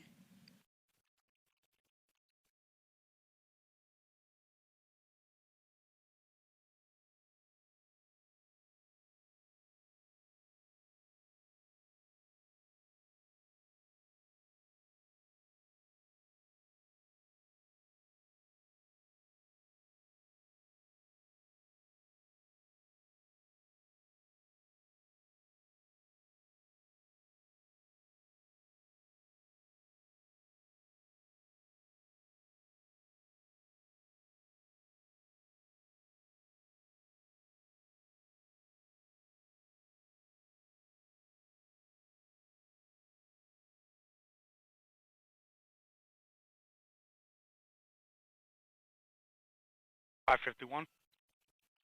Securing Centaur LO2. Securing Centaur LH2.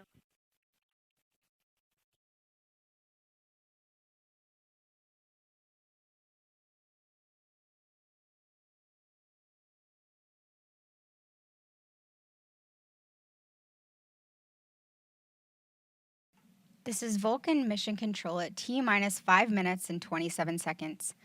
As a reminder, following liftoff, viewers watching in Florida may be able to see Vulcan in flight as it heads east. To get a closer look at this map, check out @ULA Launch on social media.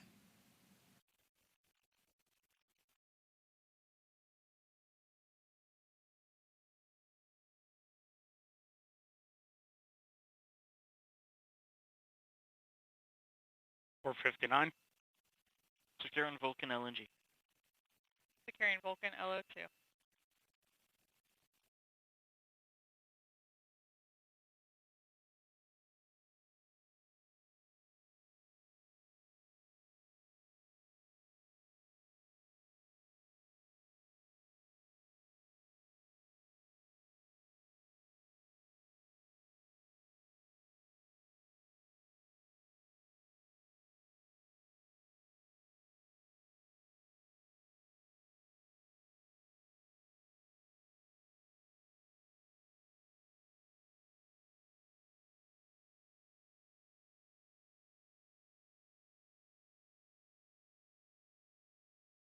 .410. Foliage conditioning complete.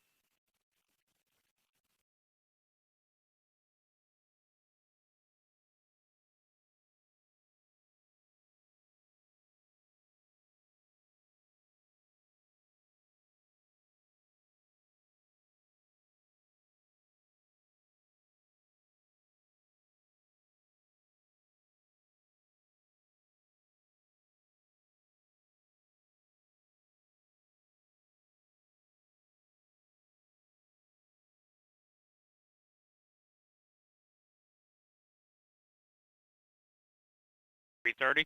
Hydraulics at pre-launch.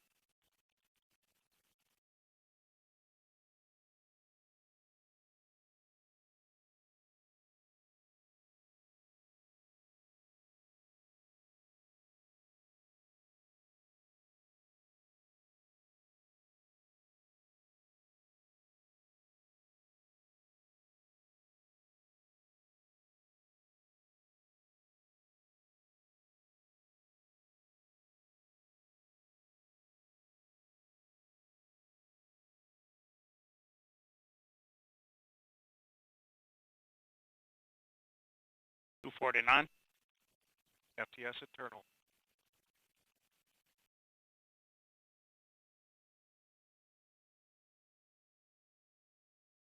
.238.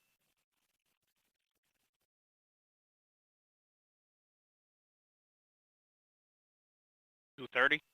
CLO2 POP started.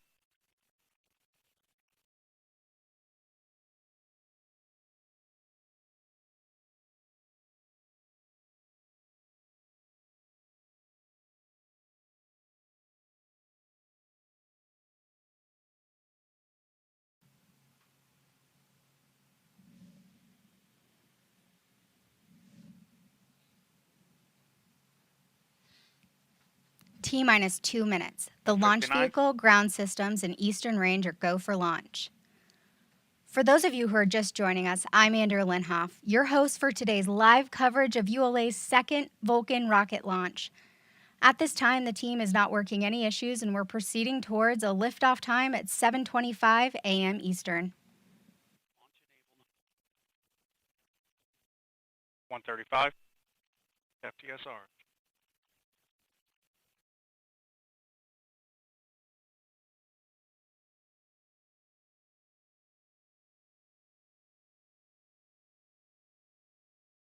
.120. SCS count started. 115.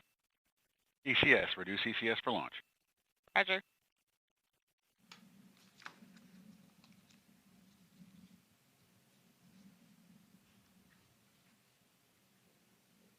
T-minus 1 minute. Rock, report range status. Range green.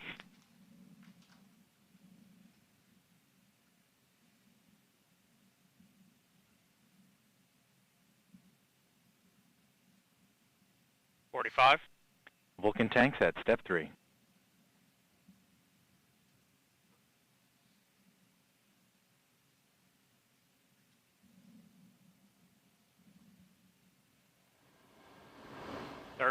BE4 start box go.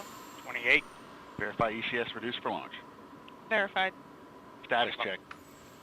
Go Vulcan. Go Centaur. Go Cert-2.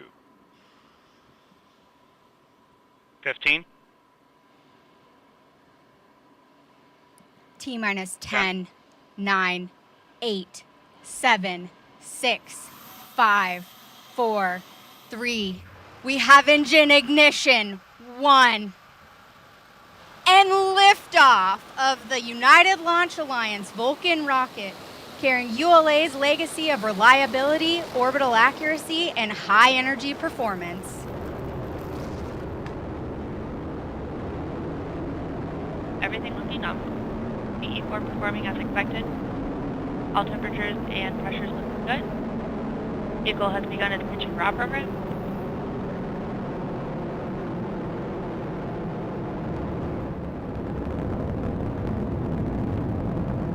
We have 2 good BE4s. You are hearing Hannah Peters providing launch vehicle ascent data. And we've ended the pitch program. Vulcan's now at 1.5 or 0.5 Mach.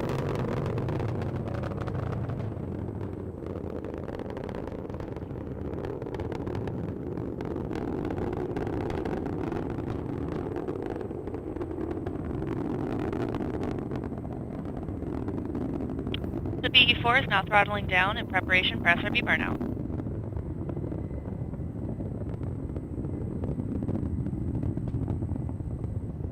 And vehicle is past Mach 1, Vulcan is supersonic, and maximum dynamic pressure. Coming up on SRB burnout. And we have indication of SRB burnout. Up next is SRB jettison.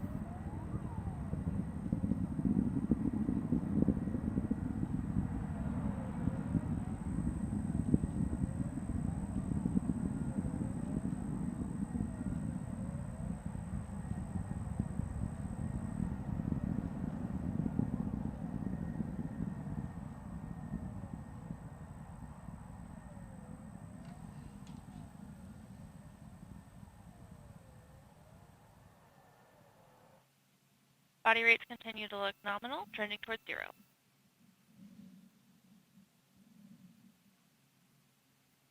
BE4 is now throttling down, and we have SRB jettison.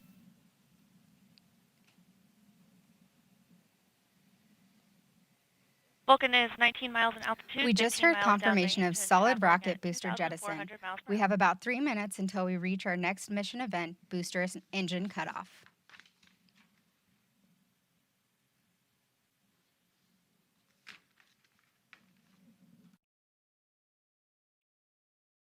On RCS valve activation.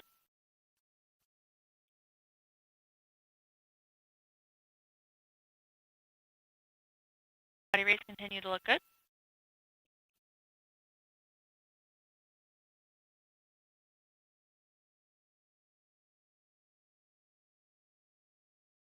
And we're now just about 2 minutes to nominal BECO.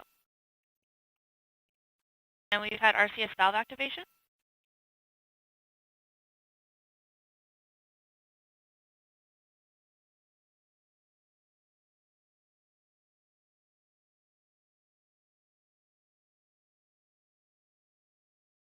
Vehicle continues to look good. BE4s are performing as expected.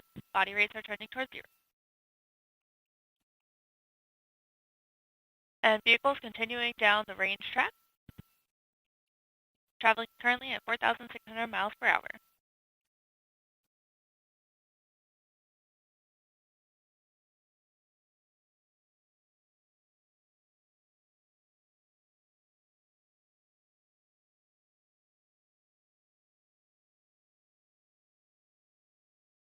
Continue to have 2 good engines. Body rates trending towards 0. And we're now about 1 minute to nominal BECO.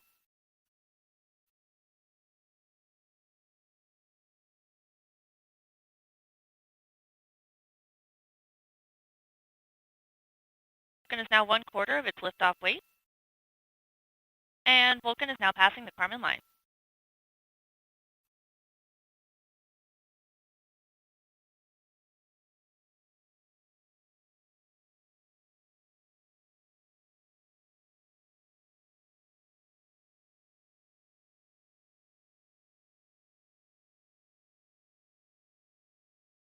And we've started boost phase chill down on the second stage engine.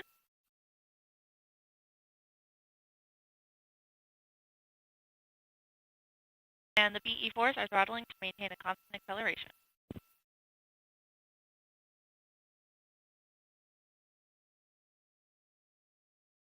And we've concluded our boost phase chill now.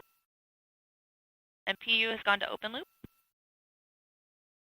And we have BECO, booster engine cutoff.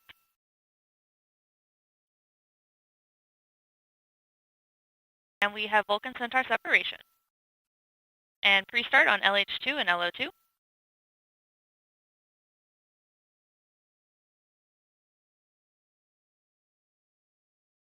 And we have full thrust on the RL10.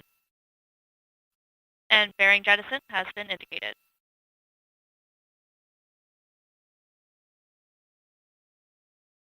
We've begun thermal loop conditioning on the RCS. And fixed angles on Centaur PU. Vehicle is now 123 miles in altitude, 345 miles downrange, and traveling at 10,000 miles per hour.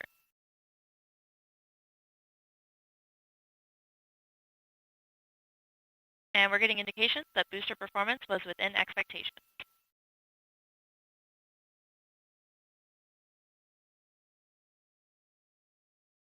RL10 continues to perform nominally.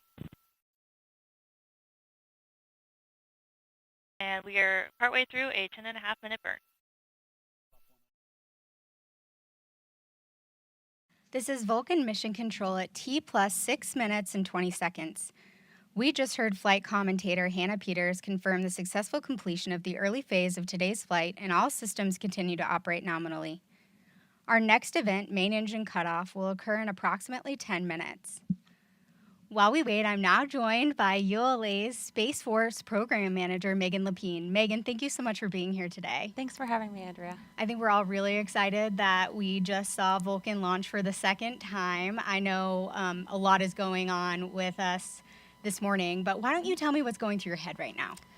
Sure. So I think it was a beautiful liftoff this morning. I think we're all really excited to see that. It's such a significant launch in terms of our certification and where we're going with Vulcan. So it was just a tremendous accomplishment from this team. Really proud to be part of the team that did this. Not just the ULA team, but also our Space Force partners, our suppliers across the country. So many people put in so much hard work, so much effort, so much dedication into this, and it's an amazing thing to see this morning. You never think about it, but there's so many different parts that go into a successful, even just getting off the pad. Absolutely, launch. Yeah. So why don't you tell us a little bit about the countdown?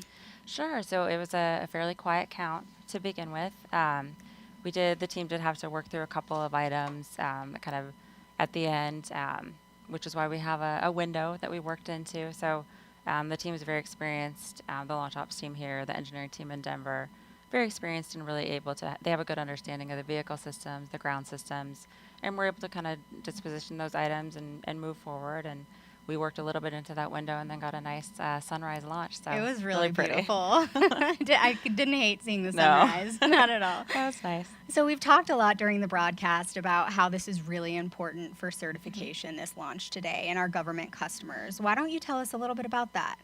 Sure. Actually, before the launch today, we had a chance to talk to our colleague, Greg Novi.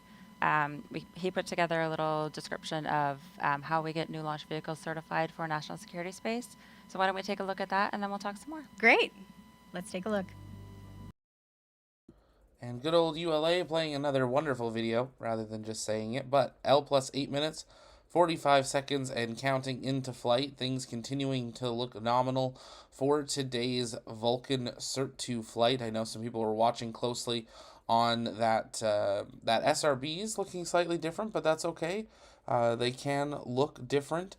That's how SRBs work, and ULA is continuing to say everything is looking nominal for today's flight. Now, we are expecting the Centaur's first engine to run from 5 minutes 15 seconds into flight through 15 minutes 55 seconds. It will then have a second burn 30 minutes 53 seconds into flight, lasting just 1 minute to finalize it into that heliocentric orbit. If you did happen to get photos or videos of today's launch, make sure you send us those over on our TLP Discord or on social media, TLPN_official on X or the Launchpad Network on Facebook and Instagram. We'd love to see your photos of what your Vulcan Cert-2 flight looked like if you happen to be lucky enough to be down here on the Space Coast. Vehicle now flying over the Atlantic Ocean, it'll nip over the southern portion of Africa before going into that heliocentric orbit out near Australia. As always, if you guys have questions, you can send those in the chat by tagging us at the Launchpad, and we'll work on answering those live while we continue through our live broadcast. We'll be staying live as long as we're getting these updates from United Launch Alliance. Continuing to follow along. I know lots of people talking about the SRB, and we're going to... ULA has not said anything on how the SRBs performed, so we'll be keeping a close eye on that as we continue to monitor the certification to flight. Next big launch up on the schedule, there's a couple regular Falcon 9s, but the big Falcon Heavy launch of Europa Clipper. SpaceX still pending FAA approval to resume Falcon flights. If they do get a go, that is currently targeting October 10th.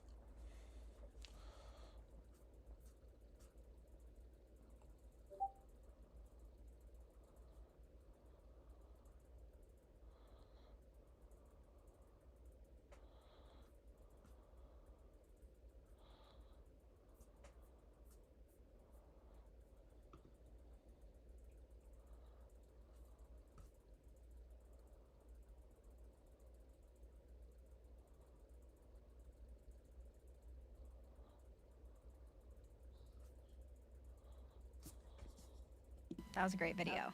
So following up a little bit about what Greg is saying, why don't you tell us a little bit about how ULA has been working with the Space Force to certify Vulcan? Sure. So as Greg mentioned, we've been working shoulder to shoulder throughout the entire design, development, test, build, and now operations for Vulcan with the Space Force. So they've been our partner throughout that process, and we continue to provide information, share data. And then with this flight, once we complete the mission today, we will provide them that data and then continue to support their certification efforts. Great, that's very exciting. So, you work with the Space Force pretty regularly, obviously. Yes. But what's next for the Space Force and ULA, and how is Vulcan a difference maker for the Space Force? Sure. So once we get certification completed, that will allow us to be able to launch the national security space missions that we have on contract. So we have some, that we're getting close to being ready to launch, and we're really excited to focus on those and the mission success for those missions. And Vulcan generally was designed to meet the entire range of the national security space requirements. So it has the Centaur 5 upper stage. It's the highest performing stage in the world. And that's really a difference maker in terms of being able to meet those most critical orbit requirements, the most stringent accuracy requirements, the most challenging orbits, delivering the spacecraft to where they need to be when they need to be there. And that's important as we continue to partner with our customer as their requirements will evolve and be able to deliver the capabilities they need. And we're looking forward to building that partnership and continuing it. Great. I'm super excited for the future with Vulcan and the Space Force. Me too. Thank you so much for joining us, Megan. Thanks, I'll let Andrea. you get back to console. All right. Thank you so much. Thanks.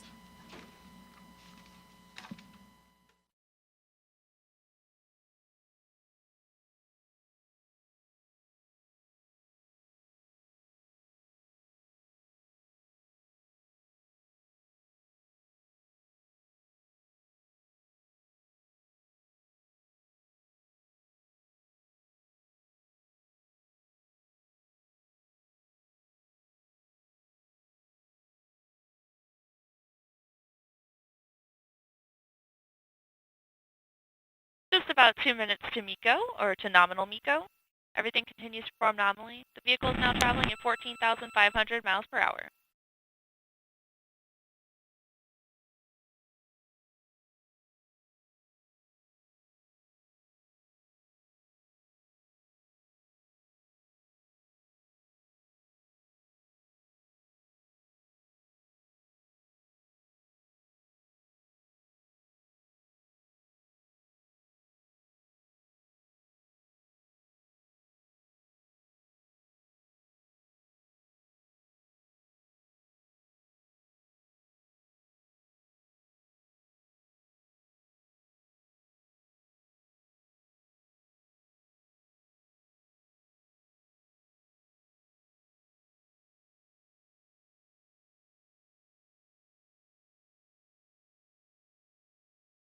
And we're now approaching approximately 1 minute to nominal MECO. Everything continues to look good. Our Alton engine parameters are as expected. MPU is correcting as expected.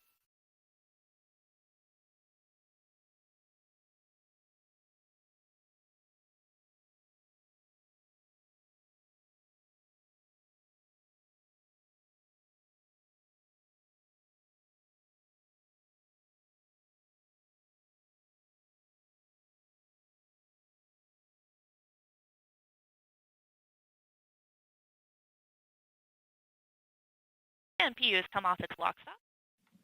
This is Vulcan Mission Control at T plus 15 minutes and 35 seconds.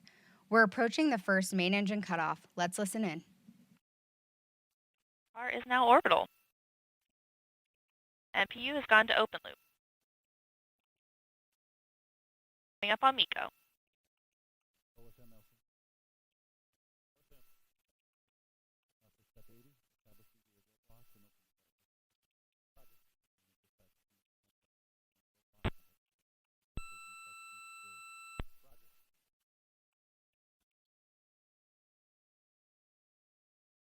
And we have MECO, main engine cutoff 1.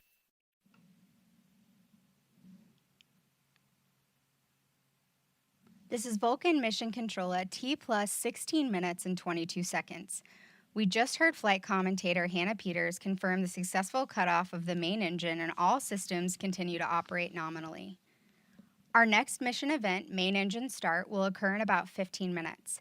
While we wait, let's hear more about the Vulcan rocket from Mark Peller, ULA's Senior Vice President of Vulcan Development and Advanced Programs.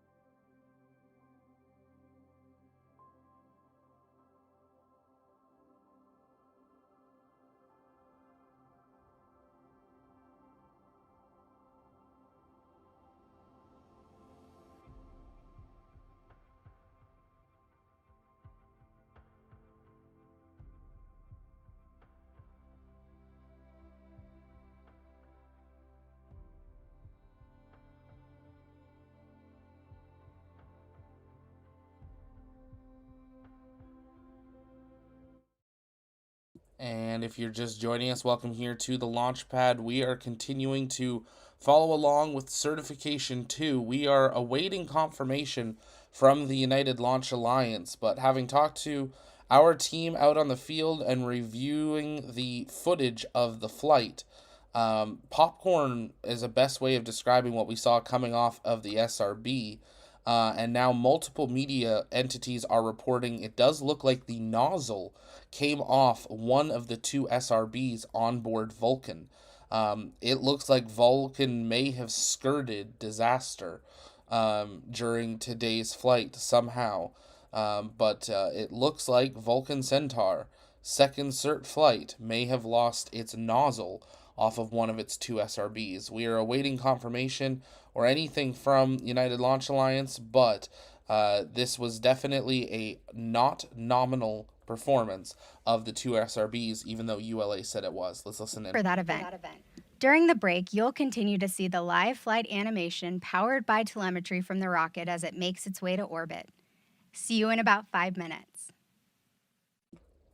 Okay, so I guess she's going to be back in 5 minutes. We'll listen in to launch control.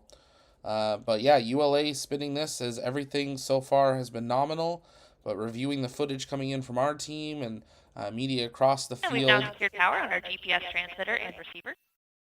it definitely was a off-nominal SRB flight. They just skirted it. We'll have to wait to see what some of the remotes are. We're waiting to get photos in from our team as well. As we have those, we'll post them to our Discord and social media. But Vulcan Cert-2 may be skirting disaster here this morning on the Space Coast. We're awaiting any sort of data from United Launch Alliance, but based on all of the footage we are seeing, it does look like the entire nozzle fell off of one of the two SRBs. We're awaiting updates from ULA. Let's listen in.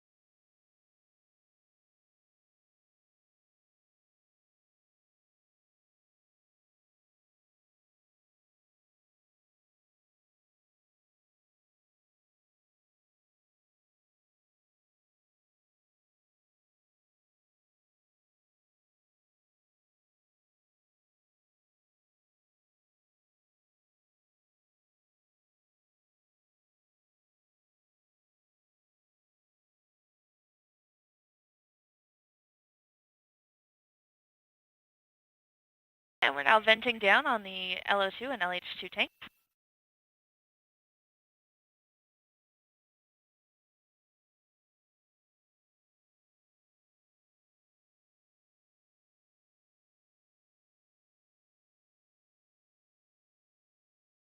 Vehicle continues to perform nominally in its PTC role. RCS firing as expected.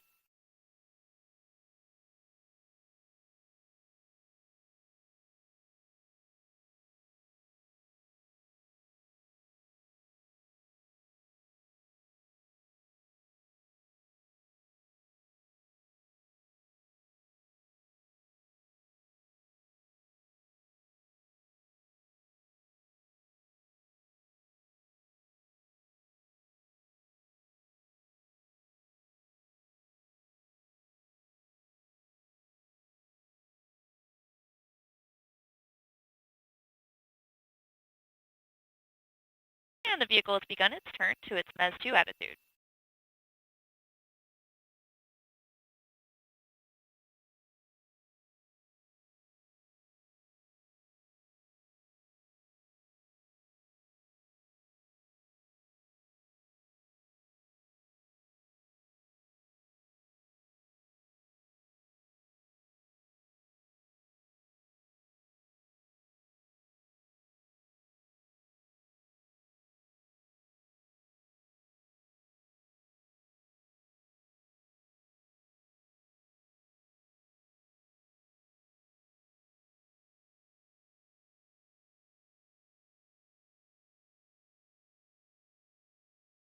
And Centaur has now begun to despin from its PTC roll in preparation for MES-2.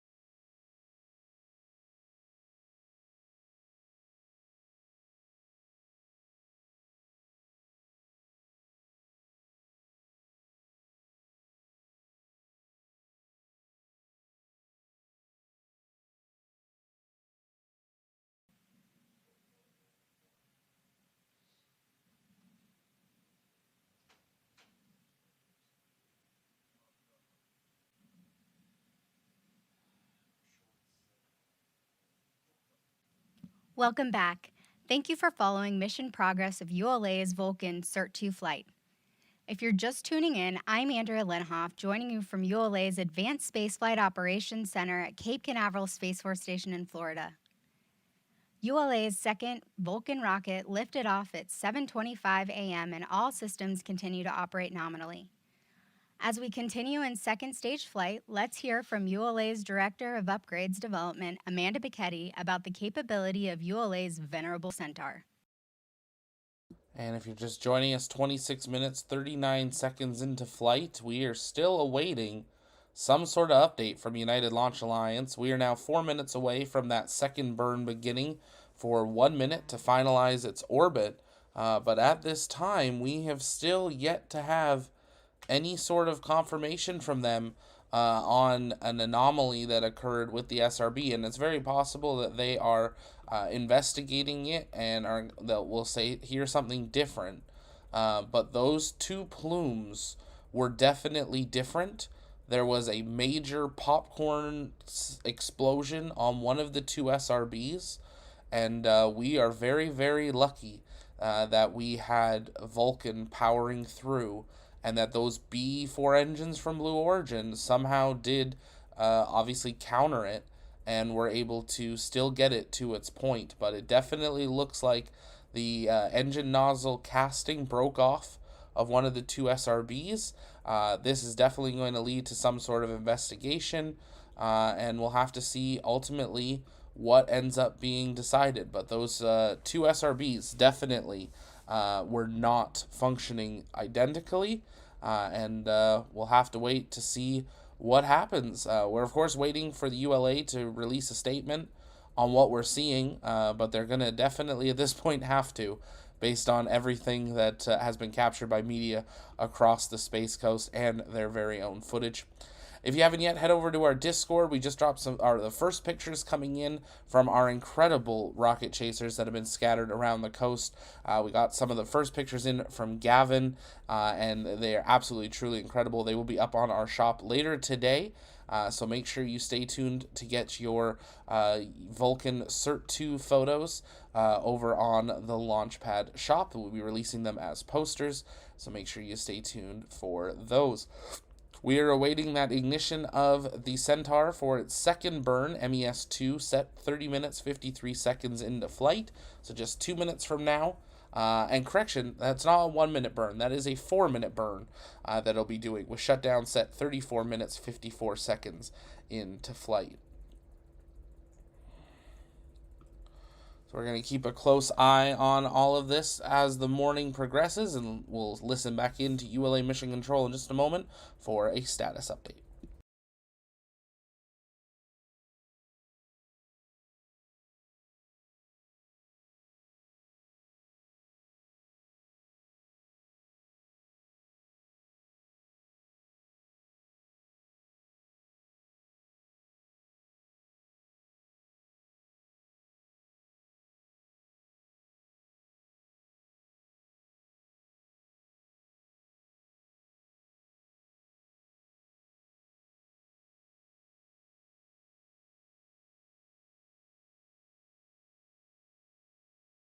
Seconds. We're about a minute away from the second main engine start. Let's go back to Hannah Peters.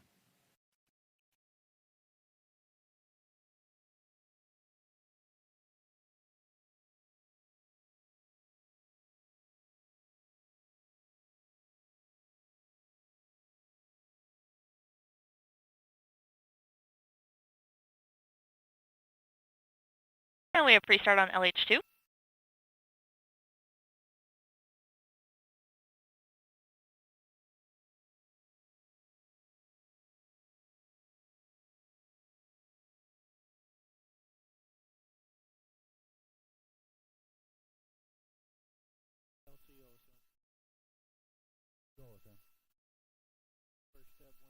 And LO2 pre-start.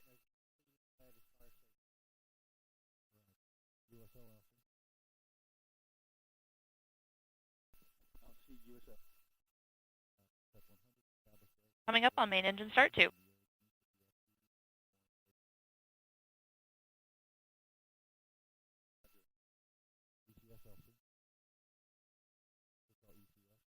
And we have ignition and full thrust on the RL-10. And vehicles begun closed loop steering. This is Vulcan Mission Control at T plus 31 minutes and 20 seconds. We just heard confirmation of second main engine start.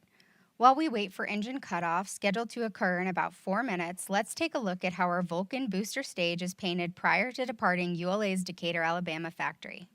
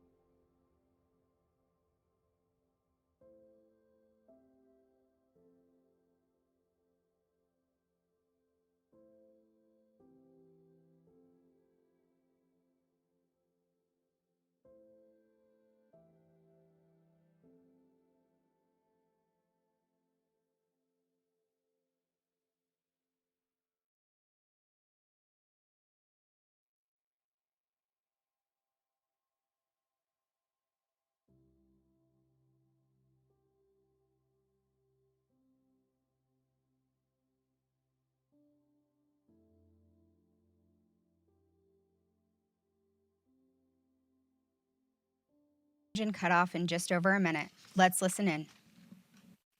Vehicle continues to look good in this burn. Engine parameters are as expected. PU is correcting as anticipated, and our body rates are trending towards 0.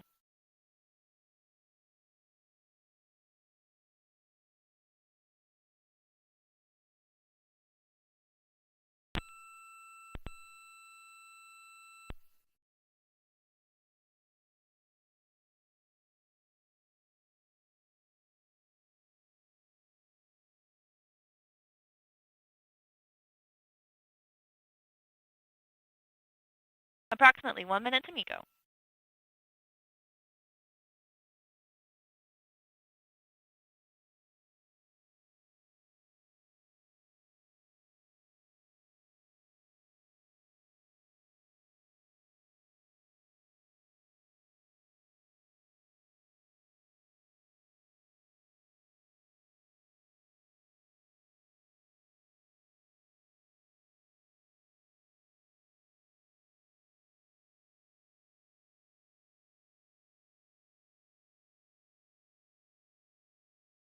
Approximately 30 seconds to MECO.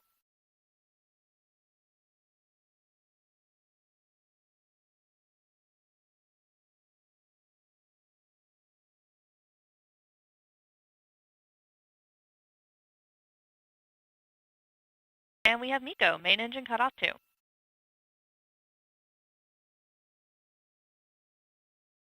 We're now venting the fuel tank. We have approximately 2 minutes and 49 seconds until simulated spacecraft separation.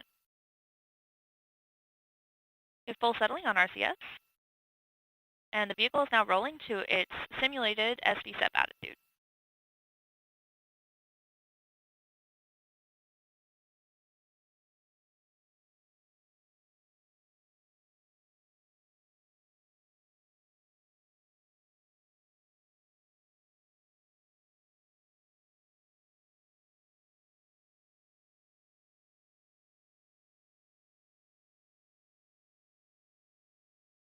And RCS is now doing 50% settling and thruster warming.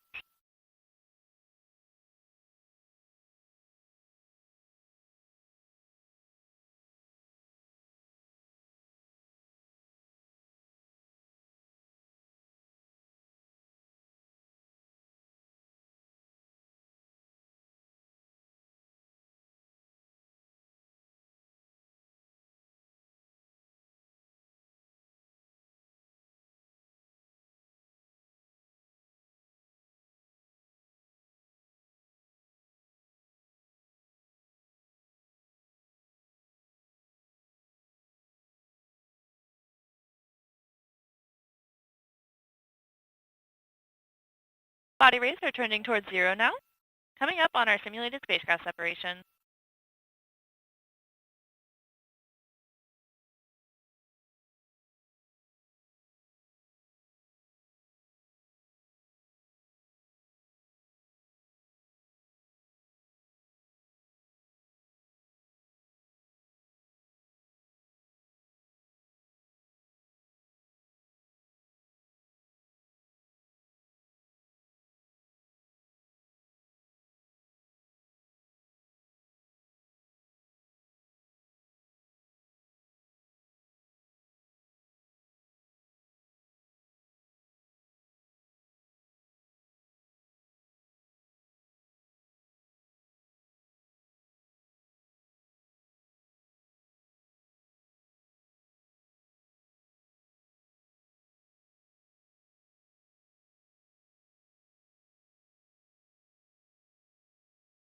Vehicle is now rolling, and we are depressurizing the LH2 tank. And we have simulated spacecraft separation. We now have an approximately 28-minute coast until the third burn.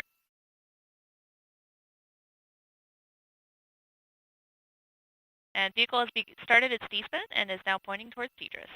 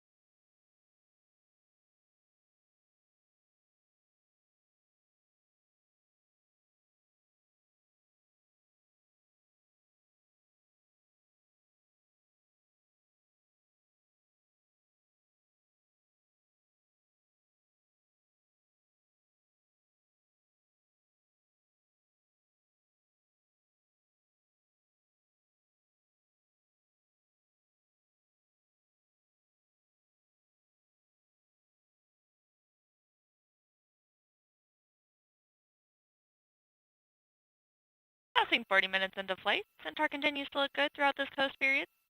All parameters are looking nominal. RCS is performing its periodic firing, and our body rates are trending towards 0.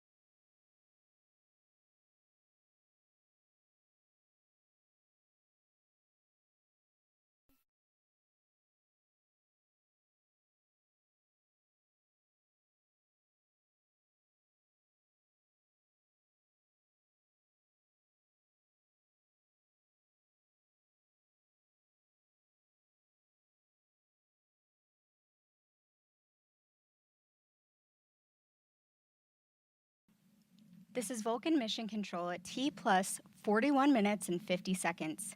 We just heard flight commentator Hannah Peters confirm the successful completion of the beginning of today's flight. This completes today's mission coverage. I am now joined by ULA's CEO and President, Tori Bruno. Tori, thank you so much for being here with me today. My pleasure. I've worked on this program for a really long time. I am very excited to see the beautiful launch. I feel like we waited for the perfect moment to lift off. So I just want to say congratulations. It's just an incredible day. Well, thank you, and you too. Thank you. And thank you so much for being here. It's my understanding you want to tell us a little bit about today's flight. Yeah, so the trajectory was nominal throughout. We came to our first insertion on the orbit that we intended, so all of that is good. We did, however, have an observation on SRB number 1, and so we will be off looking into that after the mission is complete. Other than that, the flight was nominal. And you know, that's the great thing about these certification flights is it allows us to get more information as we get into our regular launch cadence, but you know, just a testament to Centaur and Booster on how beautiful that launch was so far. It was a gorgeous liftoff, absolutely. Great. So as we continue on with this launch, after the launch, we'll go through, look at the data and just make sure that we're certified for, you know, national security space missions. Why don't you tell us a little bit about what that certification means for ULA and the launch industry as a whole? Yeah, certainly. Well, for ULA, we designed this rocket for the national security mission space. In completing the second certification flight successfully allows us to begin those missions that are urgent and important to the country. What it means overall for the industry is that we've introduced a new launch vehicle and a vehicle that is capable of launching at a pretty high tempo, and so we have broadened the entire country's capability for lift, and you will begin to see that launch tempo really tick up, especially next year. I'm really looking forward to that. Who doesn't like a rocket launch? Well, no one as far as I know. I know, those people would be crazy. So I do want to say how hard it's been the past couple of years. Everybody has worked to get to this moment. I mean, this is kind of a pinnacle for us in terms of overall Vulcan development. Do you have anything to say to all of the folks that have worked on Vulcan over the years? Absolutely. I just want to express my appreciation. Developing a new rocket is a monumental task. It is one of the pinnacles of engineering accomplishment. It truly is rocket science. Yeah. Our team has worked so very hard over the last several years to design this rocket, to build it, to test it, to overcome the many technical challenges that are inherent to that. I could not be more proud of our team. Thank you all. Thank you, seriously. This has been just so incredible to be a part of this team, and I don't think that there's anything I've been as proud of, besides my children, of course, to this moment. So now that we've launched, hopefully we'll get certification under our belts here shortly. What's next for Vulcan? Well, we have a pair of national security missions in the pipeline. So we'll do those, and then we'll roll into next year with a whole number of flights. Great. It's going to be an exciting year next year, for sure. Yes, it will. Well, Tori, I know you have to get back, but thank you so much for joining us today. I am very excited about today's launch, and I always appreciate your time. Oh, you bet. Thank you. You're Thank you doing so a great much. job today. Thank you so much. All right. Thank Bye-bye. you. Bye-bye.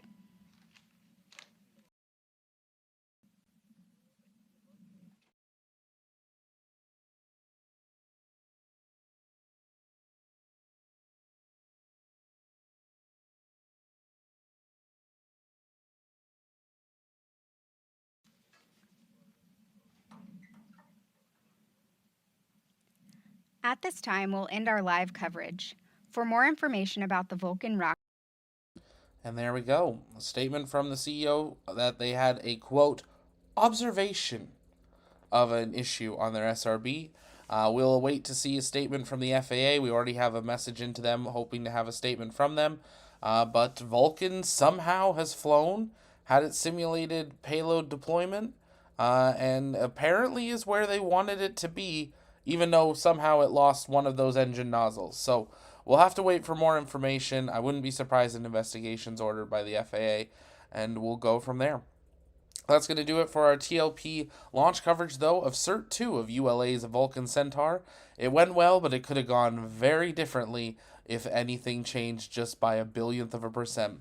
With that, if you haven't yet, take a moment, engage that subscribe button so you never miss another live launch coverage, space news update, or exclusive one-on-one interview, because here at the Launchpad, it's our mission to inform and inspire the explorers of tomorrow, because we believe that space is better together, and we will see you next time from our TLP Space Coast studio. Have a great weekend.